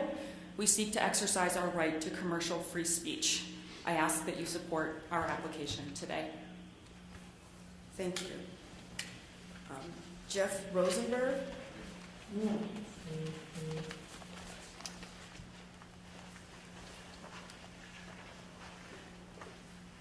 Hi, I'm Jeff Rosenberg. I'm a plastic surgeon here in downtown LA. I've been past president of the California Society of Plastic Surgeons, and a lot has been said about patient safety. So I just wanted to briefly read you what the prerequisite training is in plastic surgery before we actually can go out and practice. It includes hepatobiliary, colon rectal, oncologic breast surgery, emergency medicine, pediatric surgery, surgical critical care, surgical oncology of non-breast, transplant, trauma management, vascular surgery. So, I mean, I think the point is that surgery on any part of the body is always prone to unexpected and unplanned occurrences. And I believe that the diversity of training in plastic surgery allows for the surgeon to have more experience with complex cases that may not go exactly according to plan.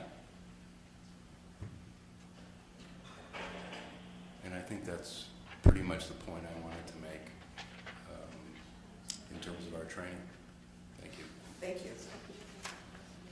Scott Bardo-Bard.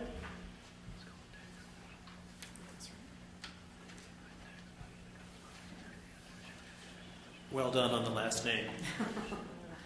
I'm Dr. Scott Bartlebord from San Diego, plastic surgeon, president-elect of the California Society. I'd like to talk about the experience of being the primary surgeon. In the training of a surgeon, it is essential they experience the responsibility of being the primary surgeon, the person with a knife in their hand. All the observation and assisting in surgery is no substitute for actually being the surgeon. One could assist on 1,000 surgeries, but until that person has to perform all the essential functions and elements of the surgery, you will not know if they are an effective and safe surgeon. This is why the proper training is so essential. In an ABPS training program, the resident gradually assumes progressive responsibility as they demonstrate proficiency with each of the many steps of the operation. Eventually, they become the primary surgeon. The ABPS training programs require the residents to act as the primary surgeon in order to include such cases in their case log. It appears the ABCS does not require this. Their requirement is the trainee function as a co-surgeon. This sounds good, but only one person can hold the scalpel. Merely assisting or observing in surgery is not equivalent to being the surgeon. This theoretically could result in a trainee with many reported cases, but without adequate first-hand experience as the primary surgeon. There is a clear difference in the methodology of accumulating cases for the case logs between the ABPS and ABCS. And in our opinion, they are not equivalent in scope, content, or duration. Thank you for the opportunity to present. Thank you. Mandy Deneau.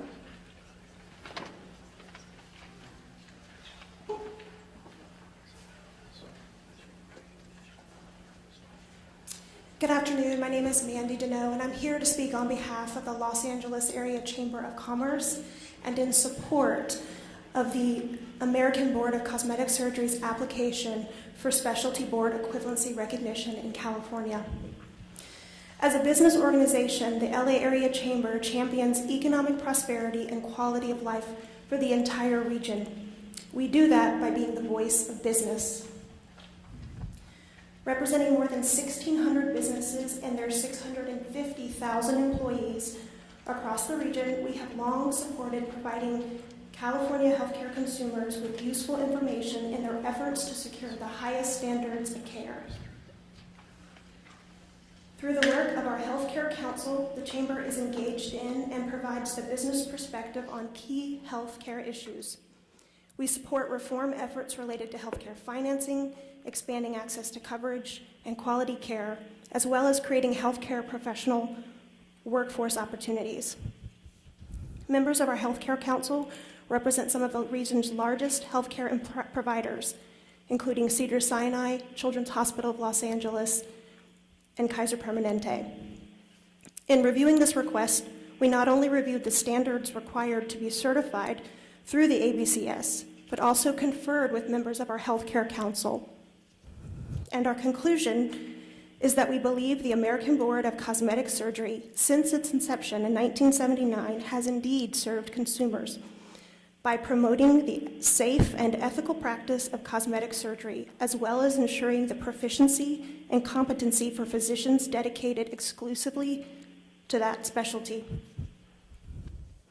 Furthermore, we believe ABCS, with a comprehensive clinical fellowship program, peer review, and standardized examination, demonstrates clear equivalency to the requirements for certification by comparable member boards already recognized by this board.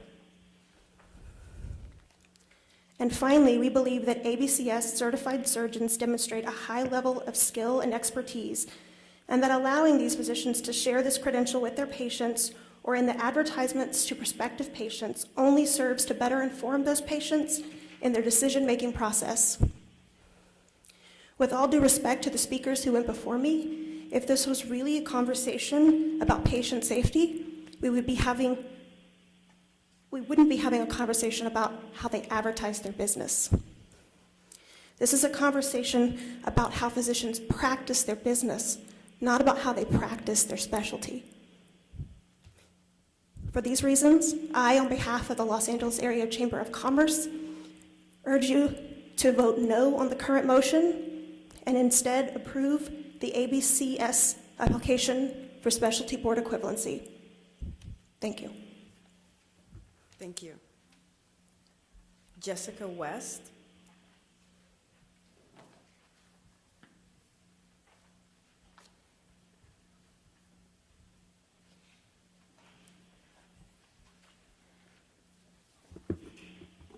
Hello. I would like to thank the members of the board for allowing me to speak. My name is Dr. Jessica West. I'm a board-certified ENT, and I completed my surgical training in Michigan. As a current cosmetic surgery fellow, I want to testify on behalf of the strength of our training programs. Due to my personal experience with a start-to-finish ACGME application during my residency training, I feel our programs are certainly equivalent. I'm a doctor of osteopathic medicine, and under the recent single accreditation umbrella, all DO programs in the country were given 5 years to complete ACGME accreditation. I was closely involved in this process during the last 3 years of my residency training. As with all programs seeking initial accreditation through the ACGME, we submitted an application that was well over 300 pages. This was followed up by an on-site visit from a reviewer from a different surgical specialty to provide an unbiased in-person evaluation. The review committee reviewed her on-site evaluation report along with all of our application materials. Any areas of concern were addressed, and requests for more information was sent back to our program. This back and forth process went on for 3 years, allowing for rebuttal materials and responses to committee concerns. In the case of our application here today for specialty board equivalency, it is extremely difficult to task one person, in this case Dr. Fleming, with the responsibility of reviewing all of the paperwork and materials from every cosmetic surgery program over a short 4-week time period. Again, we are not applying for ACGME accreditation, and our application for equivalency should not be a carbon copy of this application for ACGME accreditation. However, if this is the paradigm that you are working within to help guide your equivalency decision, then the same unbiased review process should be extended to our fellowship.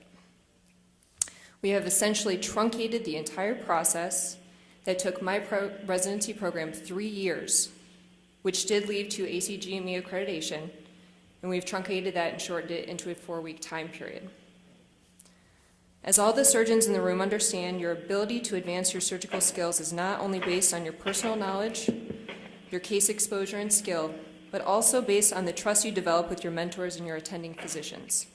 I believe one of the biggest strengths of our fellowship programs is the one-on-one mentorship that we obtain specifically because we are smaller training programs.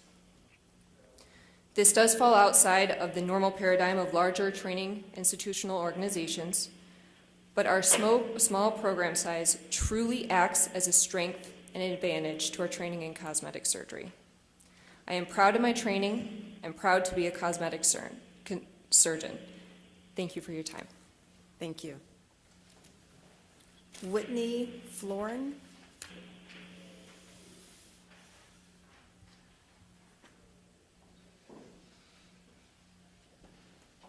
Hi, everybody. Thank you for your time. I'm Dr. Whitney Florin. I'm an oral and maxillofacial surgeon, and I completed a fellowship in cosmetic surgery as well. And now I am performing exclusively cosmetic surgery. I just want to reiterate a few points, and basically it's that our cosmetic surgery fellowship is a post-residency training. That's unique. We're not saying we're the same as a residency. They are very, very differently structured programs. My residency in oral surgery, I think, is a very strong surgical residency. The general surgery training is very broad. I could sit here and name off every, surgical subspecialty in general surgery that I rotated through. I don't think that's relevant. I had great exposure to anesthesia as an oral surgeon. Again, that's not relevant. We had structured meetings every Thursday, every other Tuesday, this and that during our residency. That's residency. Post-residency surgical training, especially our cosmetic surgery program, is very different. We're full-time in the clinic, full-time in the OR, and seeing our patients from start to finish with our mentors, seeing them from the consultation to the surgery and all the follow-up care. This is very different than residency, which can be disjointed. You get thrown into an OR case and you don't know the patient. You planned for a surgery and now you're getting paged and you're doing something different.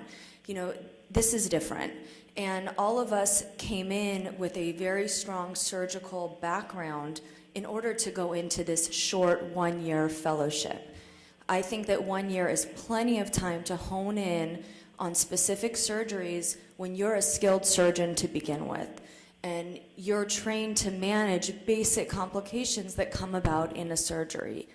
During my cosmetic surgery fellowship, I was amazed at how much I learned in 1 year, how confident I felt performing cosmetic surgeries on my own safely. I don't think any person that graduates from a cosmetic surgery fellowship claims to be an expert from head to toe cosmetic surgery, as somebody stated here. And I don't think any surgeon from any program would claim to be an expert in their full breadth of that surgical specialty. To me, that would be irresponsible and dangerous. That is the point of fellowships. As a responsible provider, we should be able to pick and choose the procedures that we feel comfortable to safely carry out. And many plastic surgeons, I believe, pick and choose what procedures they carry out, just as cosmetic surgeons do. And that is our responsibility as providers to do that. Thank you. Thank you. Patrick Herms.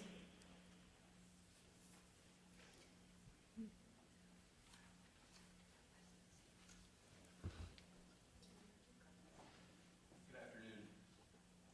I'm the Director of Government Affairs for the American Society of Plastic Surgeons. It's good to see you all again. Just listening to the testimony today, I'm reminded of a quote by Carl Sandburg, who said, "If the facts are against you, you argue the law. And if the law is against you, you argue the facts. And if the facts and the law are against you, you yell like hell and pound the table." And what you're getting today are a competing set of facts and competing set of interpretations of the law. I would just ask that you turn to the one person in this who you absolutely cannot question, in spite of all of the ad hominem attacks that have come at him, who you cannot question the independence of, and that's the medical reviewer you hired. He found twice now that this application should be denied, and in, I think, 10 of the 14 areas that were covered, areas of concern that were covered, he found continuing deficiencies.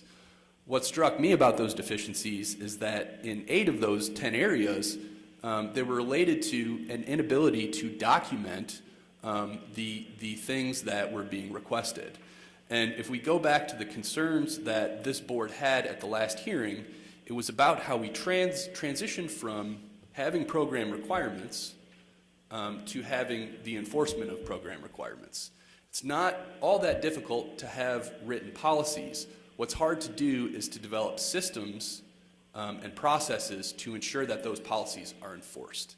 So I'm sympathetic to time constraints, but looking at the 20 pages of testimony and rebuttal to Dr. Fleming's report that was submitted by the opposition in this, I don't understand how the documentation that he's requesting is not on hand already at the American Academy of Cosmetic Surgery. If they are, as they say they are, regularly monitoring these programs and doing it vigorously, 72 hours should be more than enough time to produce that material, in my opinion.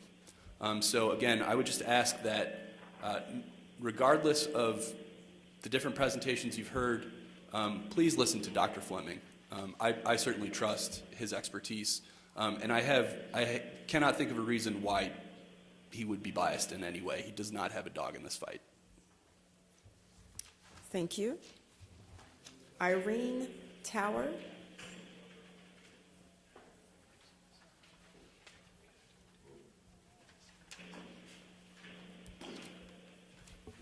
Hi, thank you. I'm Dr. Irene Tower. I am a practicing cosmetic surgeon. My background is in general surgery. I'm a board-certified general surgeon, and I'm fellowship trained in cosmetic surgery. I've had 5 years of general surgery training in a residency that covered all of the body parts that the plastic surgeons had mentioned. In addition, I also had a research year and a full year dedicated just to cosmetic surgery training. I knew a few years into my residency training that I wanted to pursue cosmetic surgery. I was misinformed, as many are, that plastic surgery was the only route to this field. As I interviewed in plastic surgery for a plastic surgery residency, I had an eye-opening experience. I was told not to mention that I wanted to do cosmetic surgery, that it was actually frowned upon, and I would never get a position in a plastic surgery residency. It was a very small scope of their training, as I was told. The first interview that I was placed on, I walked in, there was a beautiful young plastic surgery attending, and she told me, we are not here to make beautiful people more beautiful. She made it clear to me that that residency would not teach me what I wanted to learn and the skills that I needed. At that time, that's when I found the ABCS, their website, and their fellowships. And they provided, in the fellowships that they provided, I did my research and I interviewed at several programs. I didn't need to learn how to become a surgeon.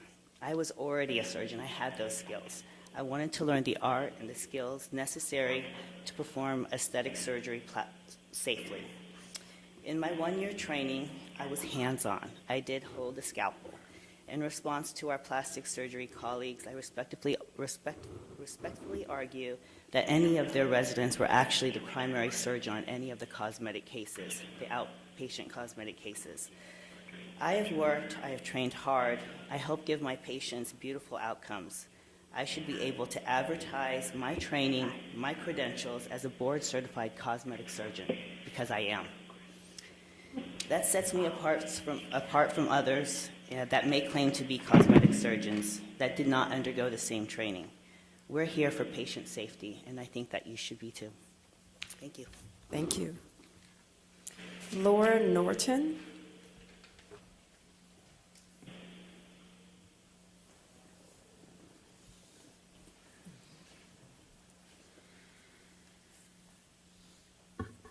Hello. I spoke at the first meeting. Nice to see you again. My name is Dr. Laura Norton, and I'm a board-certified general surgeon, a fellow of the American College of Surgeons, and a fellowship-trained breast surgeon. I am now in the 6th month of my cosmetic surgery fellowship. I'm pursuing this training specifically to improve my oncoplastic skills for the benefit of my breast cancer patients. I've worked alongside extremely talented plastic surgeons my entire career, for whom I have great respect. I want the board to understand the picture that's been painted of plastic surgeons versus cosmetic surgeons does not represent reality outside this conference room. In our communities, many of us work side by side, sharing cases, knowledge, call coverage, and camaraderie. My plastic surgeon colleagues have been supportive of my pursuit of this training. For example, plastic surgeons wrote my letters of recommendation for my cosmetic surgery fellowship application. Other plastic surgeons have expressed interest in me joining them in practice after I graduate. Some reconstructive surgeons I've worked with have explained to me the reasons they omit cosmetic surgery as a part of their practices. Other plastic surgery colleagues have shared with me that cosmetic cases are the most challenging of all the procedures they perform, and there are cosmetic procedures they are not comfortable performing at all. Still others, even recent graduates, have admitted to me that they do not own a dedicated aesthetic surgery textbook. I do not share this information to disparage my colleagues in the least. I share it to illustrate the fact that plastic surgery is an extremely vast and diverse field. It attracts surgeons with a variety of talents and interests. Some choose to specialize in hand surgery, some in facial trauma and reconstruction, some in breast reconstruction, some in burn care, and others in cosmetic or aesthetic surgery.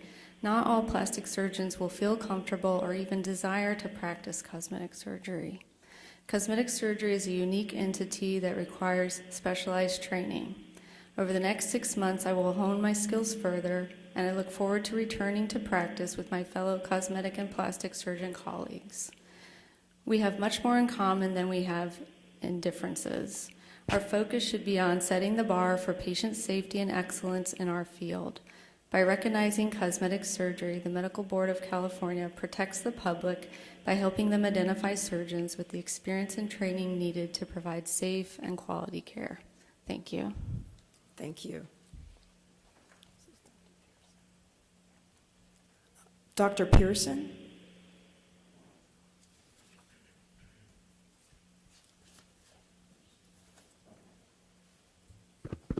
Okay. Yes. Can you hear? Thank you. I am Dr. Pamela Pearson, and I hold independent medical and dental licensure in good standing. As a Division of Consumer Affairs, I have been curious about the inherent necessity for the medical board involvement in matters beyond the scope of ACGME certification. Specifically, optional, non-regulated, proprietary entities with no government agency oversight. Essentially, it puts the board in the position of picking winners and losers. In spite of nonprofit status for most of these entities, it is apparent that these voluntary organizations are profit-driven. This includes non-optional applicant participation in human research. Additionally, requirements among organizations are not uniform. More importantly, there is no system for the medical board to supervise and ensure standards of performance within the various entities. This is complicated by frequent changes of published practices and policies within the entities without any transparency. These inequitable practices by the entities create the impression of pay to play and requirements driven by profit. Multiple current litigation status underscores the ABMS efforts to create non-competition climates by limiting competitors' right to exist while extending their certification business outside of the American training facilities to other nations. Currently, other states have all passed legislation, or they're in the process of returning these organizations to the fraternal status that they were intended to be for so many decades. These optional entities currently are as discriminatory as marital status on a job application in a right-to-work state. I hope you will consider this, whether this is even an item for it to be agendized, or if it actually is a restriction of trade. Thank you. Thank you. Are there any additional comments in the audience? Are there any public comments in Sacramento? Yes, there are. There are 9 speaker slips. Hi, first we're going to have Douglas Frey. I withdraw my comment, please. Okay, we will not have Douglas Frey. Dr. Terry Zimmerman.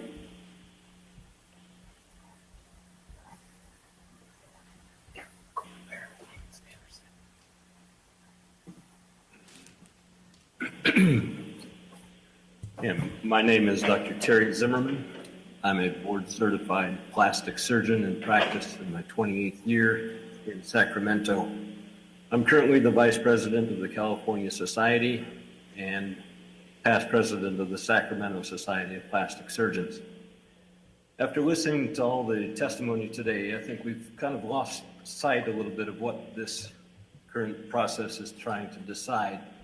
And that's whether the American Board of Cosmetic Surgery is equal to content, duration, and scope to other medical boards. I want the Medical Board of California members to consider, first, who are the applicants for the American Board of Cosmetic Surgery.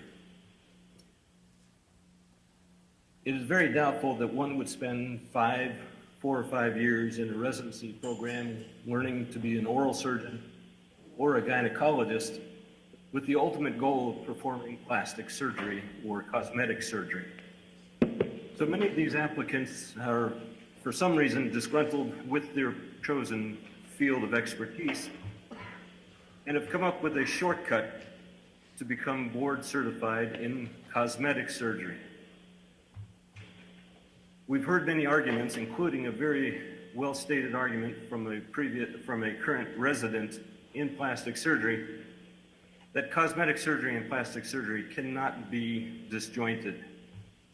In performing cosmetic surgery, we're elevating flaps, moving tissue, learning and dealing with the anatomy, the arteries, veins, nerves, etc. And this cannot be, despite what's been said, learned adequately in just 1 year of training. The varied experience of the different applicants for the American Board of Cosmetic Surgery is quite varied and very limited in different areas of anatomy. So my strong recommendation is that the American Board of Cosmetic Surgery cannot be deemed equivalent to other board certifications. There is only one current board certification that can be obtained in 1 year, and that's the American Board of Colorectal Surgery, which can only be obtained from previously board certified general surgeons.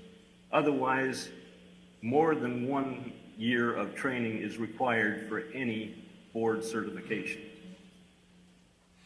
So again, my strong recommendation is to deny this application for equivalency.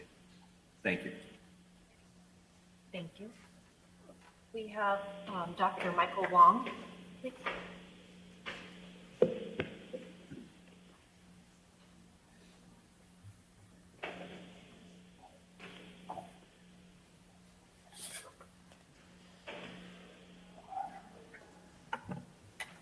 Good afternoon.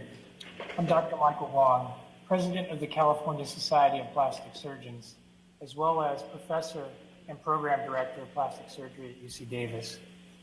Thank you for allowing me the chance to present and add my many concerns about the ABCS's application for equivalency.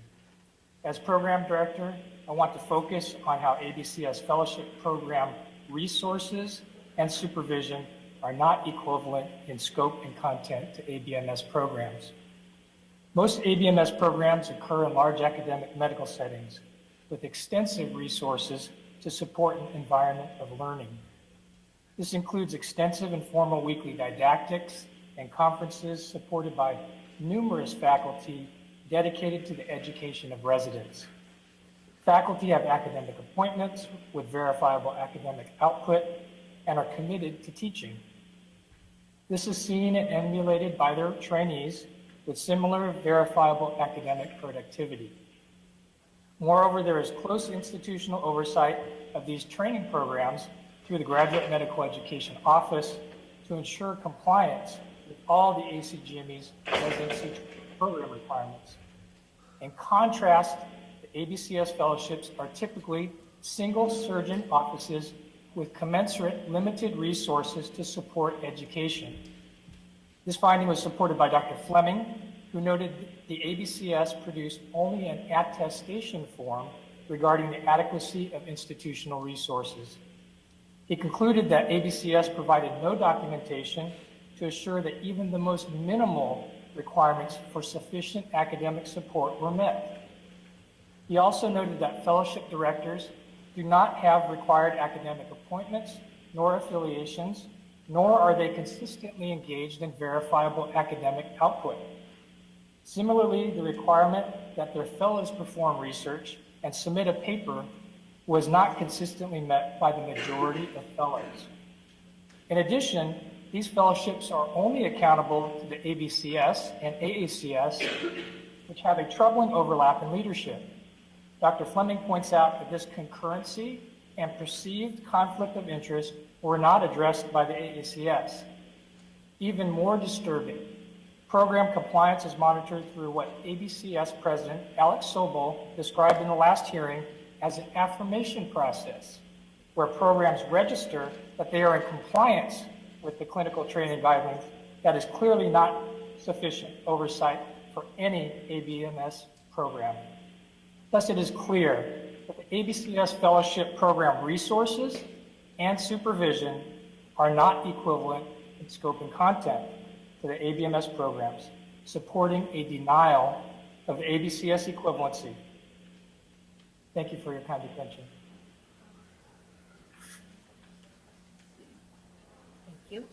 We have Charleston Chua, I believe.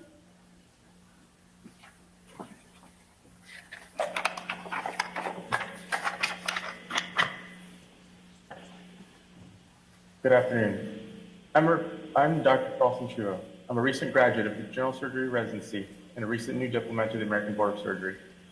For the past 5 years, I've been asked to count how many specific procedures I've been asked to perform in order to show competency. However, the last 2 years of training were that which really counted.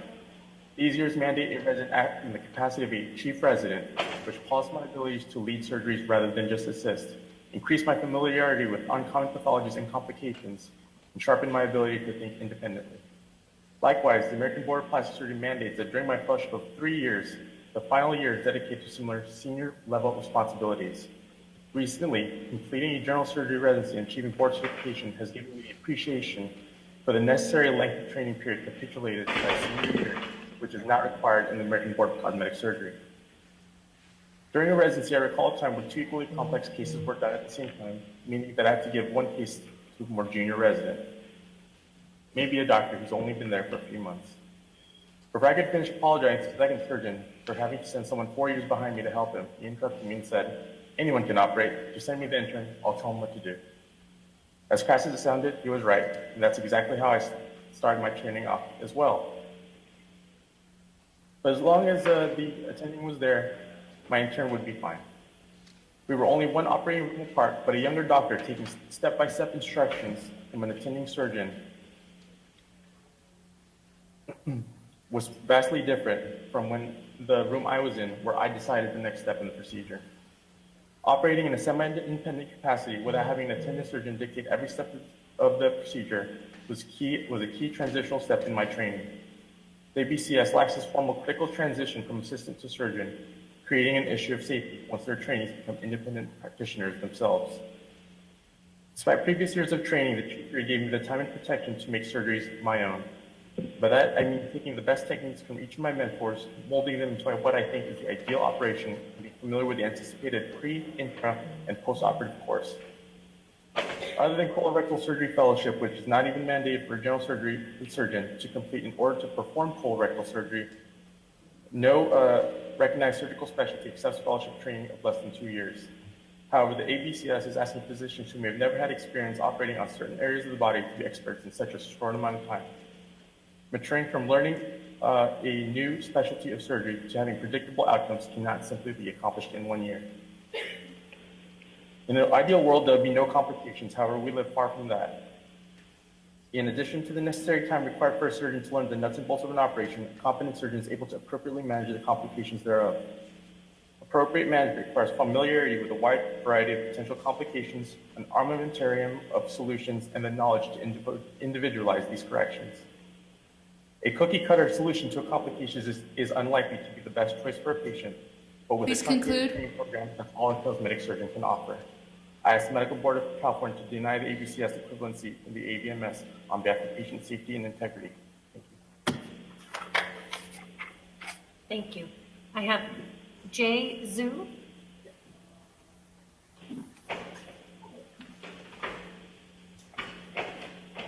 Hello, thank you for your time. My name is Jay. I'm currently a resident at UC Davis for plastic surgery. Today, I would like to echo some of the concerns others have pointed out.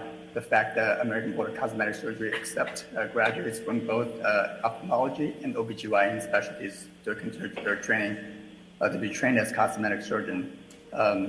As compared to American Board of Plastic Surgery, these two specialties are not considered to have prerequisite surgical training to enter plastic surgery residencies.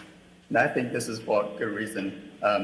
We work quite a amount with ophthalmologists at our in-hospitals, and they serve a essential role in terms of managing pathology involved in the eye. However, they rarely deal with anything outside of the realm of the eye. And as a resident, they're not trained to operate in head and neck areas, not even to mention areas such as breast or trunk in much of the cosmetic surgery. And to expect these graduates to master some of these surgeries, even with a 2-year double length, I think still is asking a lot for these individuals. And the same thing goes for OBGYN.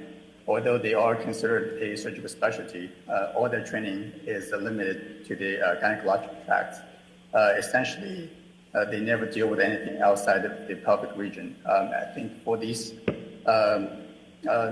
physicians to be trained after a year of training and start operating in head and neck areas, I think it's not safe for a lot of these patients. And I think this do need more further consideration on these matters.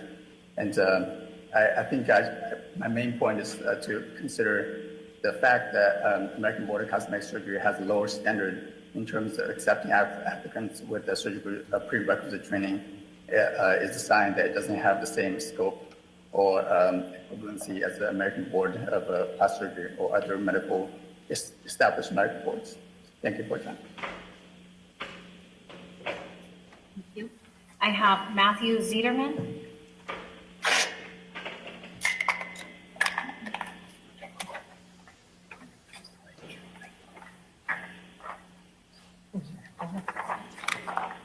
Good afternoon. My name is Matthew Zeideman. I'm a third-year integrated plastic surgery resident at UC Davis. I thank you for your time and attention today. Each of us here is concerned about the safety of not only our patients, but the public at large. No ABMS board certifies a physician to perform surgical procedures on any body part after a single year of training in that anatomical area.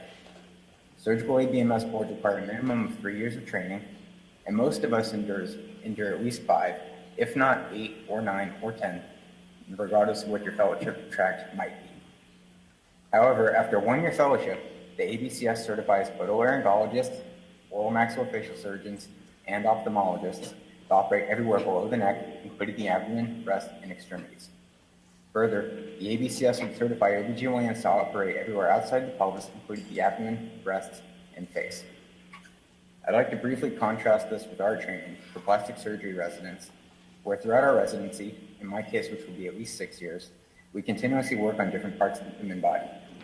This includes not only our general plastic and reconstructive surgery training, where we do complex reconstruction and aesthetic procedures on all parts of the body, but also rotations dedicated to general surgery, head and neck surgery, oral maxillofacial surgery, dermatology, oculoplastic surgery, burn reconstruction, and surgery dedicated to the upper and lower extremities, as well as aesthetic surgery. Each of these dedicated rotations has strengthened my knowledge of these anatomical areas, how to approach them safely and at a high level for both aesthetic surgery and complex reconstruction. However, it is evident to me that I would not have the knowledge of surgical anatomy that I need to be able to perform a broad spectrum of procedures throughout the body with only a single year of training, particularly if I had only worked in one anatomical area prior to this. To be considered board certified, the requisite knowledge to operate outside of a dedicated anatomical area and manage those complications when they arise cannot be learned in a single year. ABCS certifies physicians from the aforementioned specialties to operate on the entire body after a year of apprenticeship. This is inadequate and dangerous to patients. The anatomical training required by the ABCS is not equivalent in scope, content, or duration to that required for certification by the American Board of Plastic Surgery or other surgical subspecialties and the respective licensing boards. Granting equivalence to the ABCS cheapens the importance of board certification that many of us dedicate so many years of our lives to earn. Thank you. Thank you. We have Suzanne Inchoust.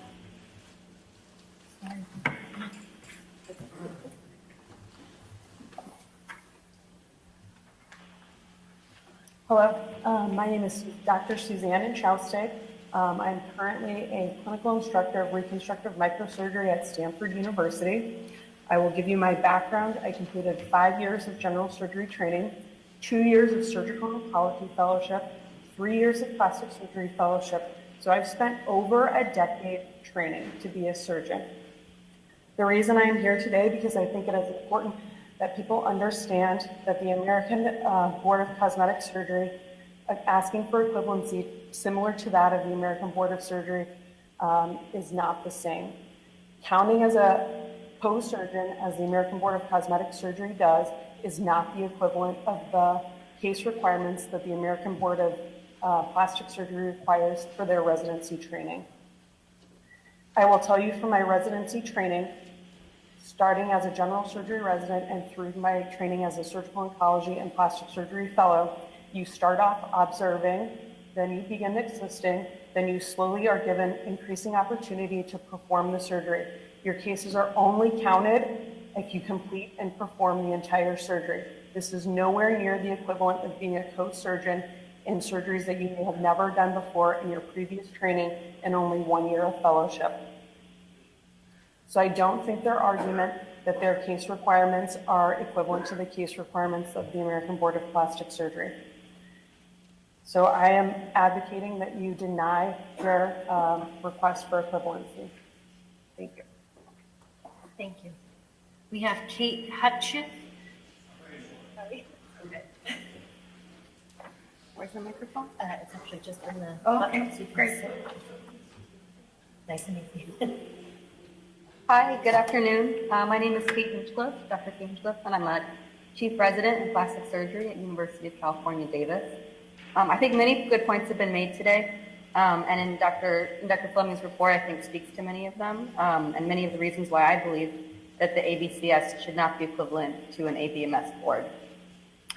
For my testimony, I would like to speak to something that I believe has only been briefly touched on, which is the experience of training at an academic medical center. This has enormous implications for operative experience with respect to diversity of case, patient diversity, and volume, but also to the non-operative experience. As residents, we are on call every day for plastic surgery-related problems that present to the emergency room. These problems are not common, but over the length of a 6-year residency, I was able to treat quite a few. Just to give some examples, a serious complication that I've seen much more than I care to is a pulmonary embolus, which is a blood clot in the lungs and can happen after long contouring surgeries, such as an abdominoplasty or lower body lift. If unrecognized, these complications can be deadly.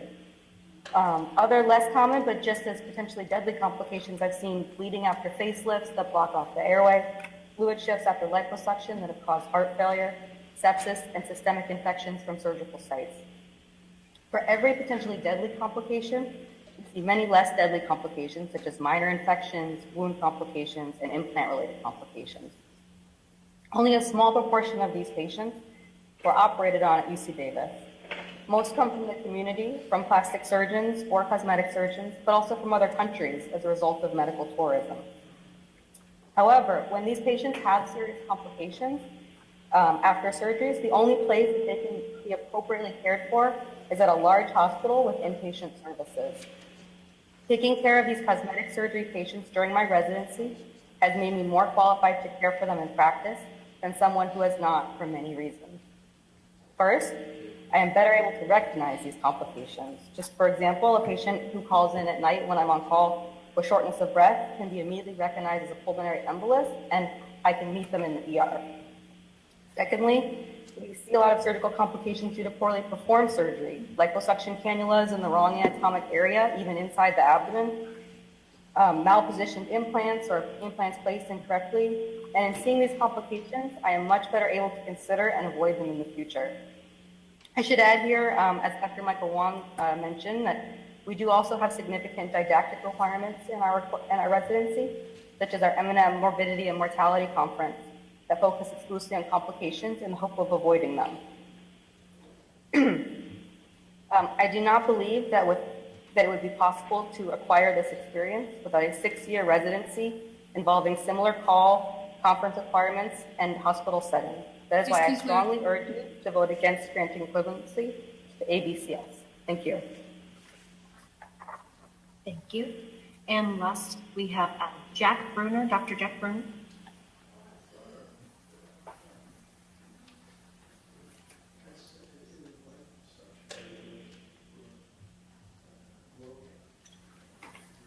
Please stop talking in the audience. I'm sorry, Carrie? Go ahead. Okay. Go ahead. Good afternoon, ladies and gentlemen of the board. It's a privilege to be here. I'm Jack Bruner. I'm retired, but I practiced plastic and reconstructive surgery for 46 years. I'm proud of that. But I'm perhaps even more proud to have been a former medical board member for many years. I've served on the Division of Quality Assurance.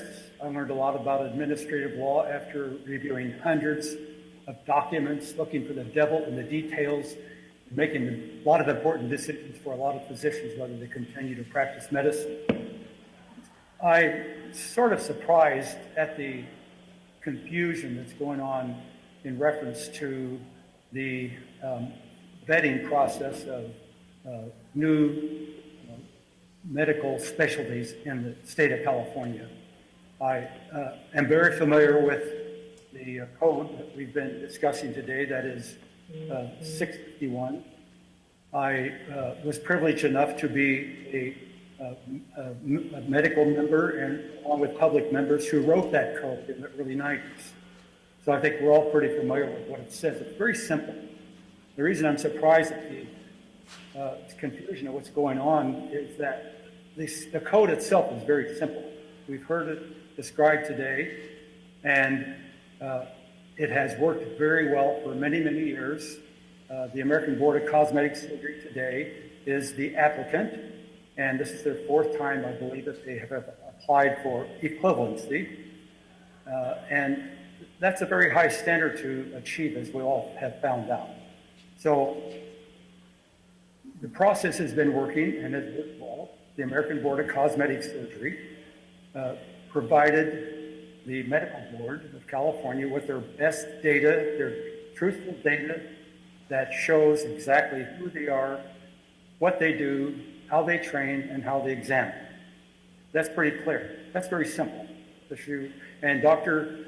Fleming is an expert in taking this data, reviewing it for the medical board, and deciding, really finding the devil in the details, trying to live up to the standard of equivalency, not similarity, but equivalency. That's a very high standard and is a very difficult concept to grasp at times. But like other expert reviewers for the medical board, he has done a superb job. He's gone through this data, how many weeks or months now? He even provided some follow-up data showing exactly the same thing, showing that to date, the American Board of Cosmetic Surgery, in their best efforts, presenting their truthful data to this medical board and reviewed by this expert reviewer. Please conclude. Shown they do not live up to the equivalency standard as provided, as they should. And I would ask that the medical board members remember this. We've heard a lot of advocacy today. We've heard a lot of wonderful testimony. Dr. Bruner, please conclude. In support of or not support. So I would ask you that you look at the data. It's pretty simple. It screams the truth. Please vote in favor of Dr. Fleming's report. Thank you. Thank Any you. additional comments in the room? That's it. There are no more comments here in Sacramento. Thank you. Thank you. Are there any comments from those on the phone? The first comment is coming from Saba Modikoff, California Society of Plastic Surgeons. Your line is open. Hi, my name is Saba Modikoff, and I'm a fifth-year plastic surgery resident surgeon at Loma Linda University. The surgical, anatomic, and artistic principles that guide our specialty have always fascinated and inspired me. But given how unique our specialty is, I'm not surprised that other physicians might try to find shortcuts to do the type of work that we do. Plastic surgery training is rigorous. Over the course of a 6-year residency, we are immersed in reconstructive and cosmetic surgery from head to toe. Over the last 5 years of my residency, I have performed thousands of procedures under the supervision of a board-certified plastic surgeon. Since the 3rd year of my residency, I have had my own resident clinic where I have seen cosmetic and reconstructive consultations and planned hundreds of cases of my own, which I have performed under the supervision of my faculty. The ABCS likes to argue that our reconstructive work does not add to our aesthetic or cosmetic expertise, but this couldn't be further from the truth. The reality is that the anatomic, surgical, and technical principles that guide aesthetic surgery are all fundamentally grounded in reconstructive surgery.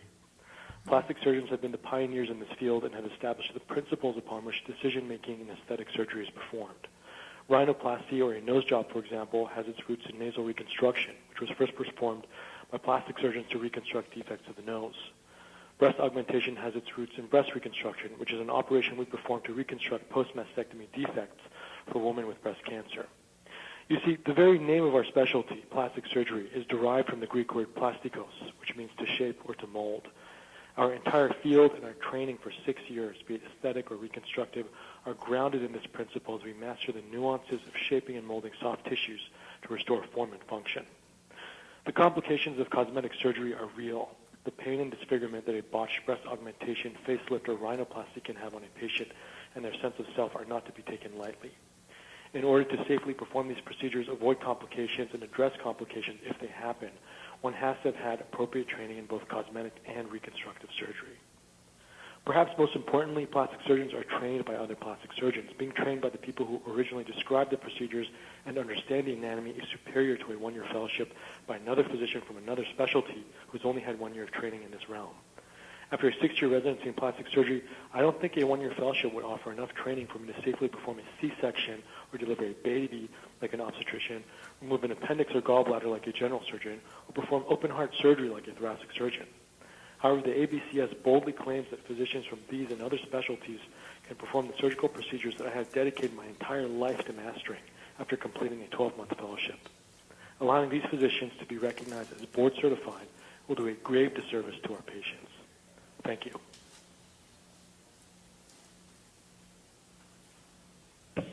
The next comment coming from Stephen Teitelbaum, UCLA.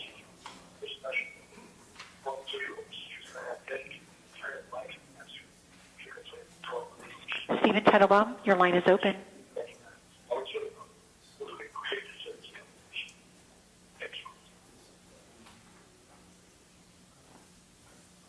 The next comment is coming from Susan Lauren, Lipo Coalition. Your line is open. Thank you. Can you hear me? Yes. Okay. This is a patient safety issue. I'm against having board certifications, giving board certifications to cosmetic surgeons. Board certifications suggest to the public that the surgeons are competent and will do the right thing. But cosmetic surgeons do liposuction, which is an innately bad procedure. Same with board-certified plastic surgeons. Studies on rodents and humans show that liposuction negatively affects metabolism, an increase in visceral fat, long-term fat mobilization, metabolic syndrome, a negative change to hormones, an increase in insulin resistance, adipose tissue hypertrophy, and poses risks of structural damage. Consent is often violated. The surgeons pinch and guess. They may treat skin like fat and destroy a body. This was all done to me. In the Journal of Anesthesia Now, Michael Lessig said, a quarter century after the nation's plastic surgeons received what amounted to carte blanche to perform liposuction, a new analysis suggests the procedure is no safer than it was back then. To make matters worse, the surgery has been oversimplified in the popular media. Throw into the mix an ample supply of seemingly unscrupulous physicians, I've met many of them, and state regulators, and that's you, the medical board, who do not appear ready to crack down on them, and the result is a recipe for national disaster. I've been studying this for 6 years. So many of us are harmed, and you guys aren't doing anything. The American Society of Anesthesiologists said California's liposuction regulations do not prevent patient deaths, and the regulations specify a requirement by volume of fat. These are too high. Patients die with even lower volumes. Chris Santano, MD, says you haven't seen invasive until you've seen a liposuction. The Health Advisory Technology Committee said death and disfigurement due to liposuction should be a matter for serious public concern and has led to a growing number of iatrogenic fat tissue deformities in addition to those of traumatic and disease-related nature. Board-certified surgeons often do concomitant procedures which increase surgical time, risk, trauma, and bad effects. These surgeons cause cosmetic and health catastrophes, but liposuction is pay-out-of-pocket procedure. Clear important statistics on fatalities and complications from surgeon ambulatory centers are withheld, or, as in my case, even horrific crimes are covered up. One of your reviewers came to my trial and lied. Your standards stink. The surgeons mislead the public with liposuction propaganda, coerced through false imagery, strong advertising, and deceptive short-term results. Liposuction and body sculpting ads ought to be banned. In Lipo Code 1356.6, the words aspirate by volume ought to be replaced by anatomical suitability must be proved safe and beneficial. And you know you can't do that. The argument over board certification implies that bad effects of liposuction are related to training and technique when the biology of fat unscrupulous physicians and state boards who Please refuse conclude. to crack down on them are at fault. Competitive doctors have convinced the public that, contrary to its poor track record and scientific studies proving otherwise, liposuction is good and safe. It is not. Certifying more doctors to do procedures that remove or destroy fat cells is really bad to the public. I'd like you all to learn from my case. I will send you my videos. I will send you my documents.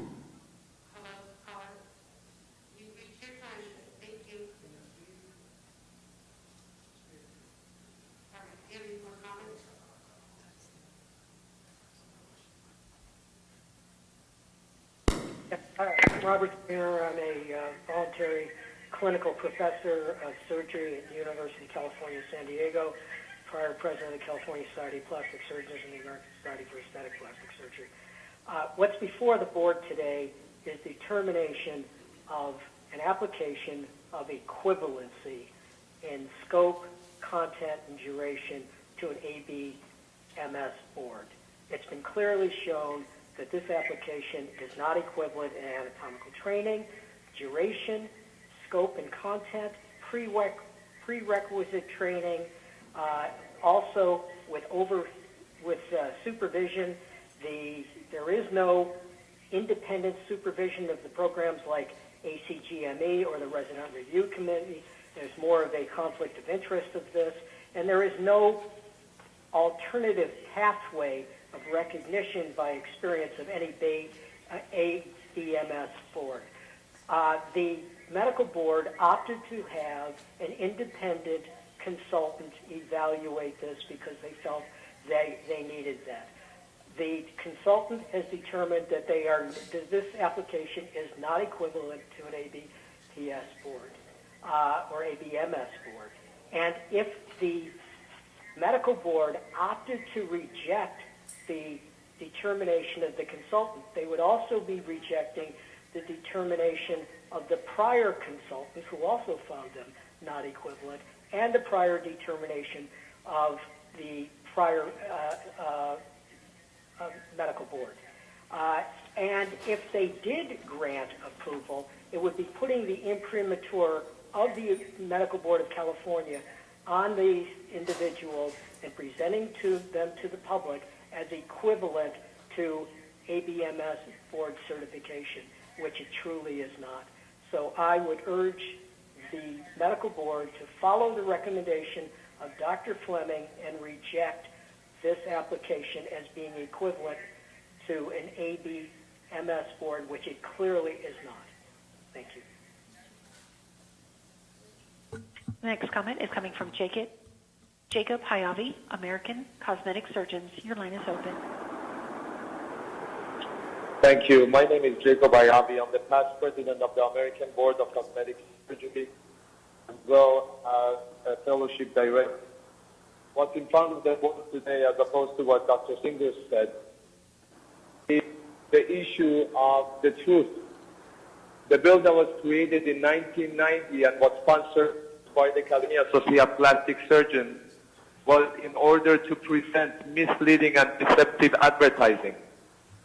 The American Board of Medical Surgery and the diplomats do not deceive or mislead anyone. In fact, not recognizing our diplomats' right to commercial free speech is deceiving and misleading to the public and detrimental to their safety. The fellowship training that our competitors equate to inadequate and 1 year training is an additional training subsequent to the minimum of 5 to 6 years of previous surgical training for every one of those specialties that were listed. I urge the board to review all the information, the voluminous information that was provided in the past 3 years, and not rely on a cursory review that was done by Dr. Fleming. Dr. Fleming did not even bother to visit one program, speak with one fellowship director, or to an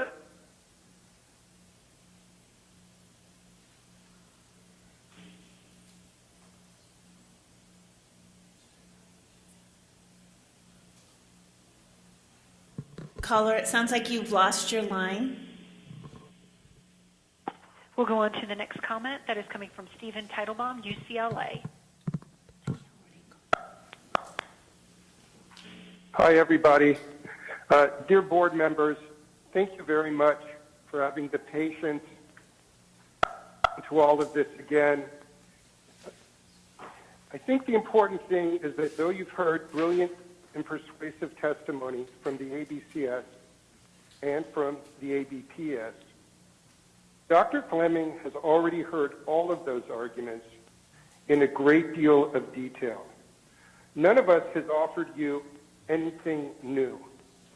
All of that has been read by him, analyzed by him, and digested by him. Additional questions and comments were provided to him. And so you would be making a mistake if you were to do anything other than follow his recommendation. The reason for the reviewer in the first place is it appeared obvious to the Medical Board's Division of Licensing that it would be impossible to adjudicate something so complicated in the context of a hearing. And that is why you hired him, and that is why you should support his recommendation.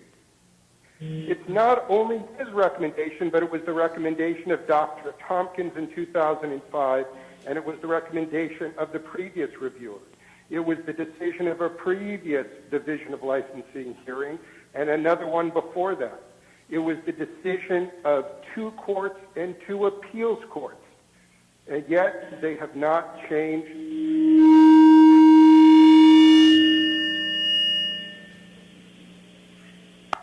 If you were to not grant this, or if you were to grant them equivalency, you would be ruling against all of those people and imperiling everyone.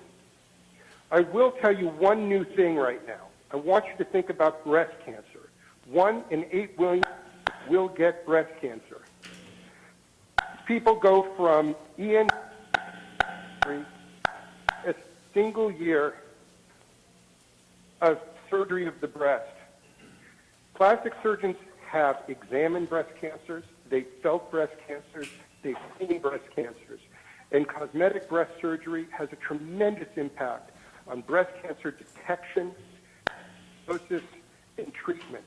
It is impossible in 1 year of breast exposure to do that.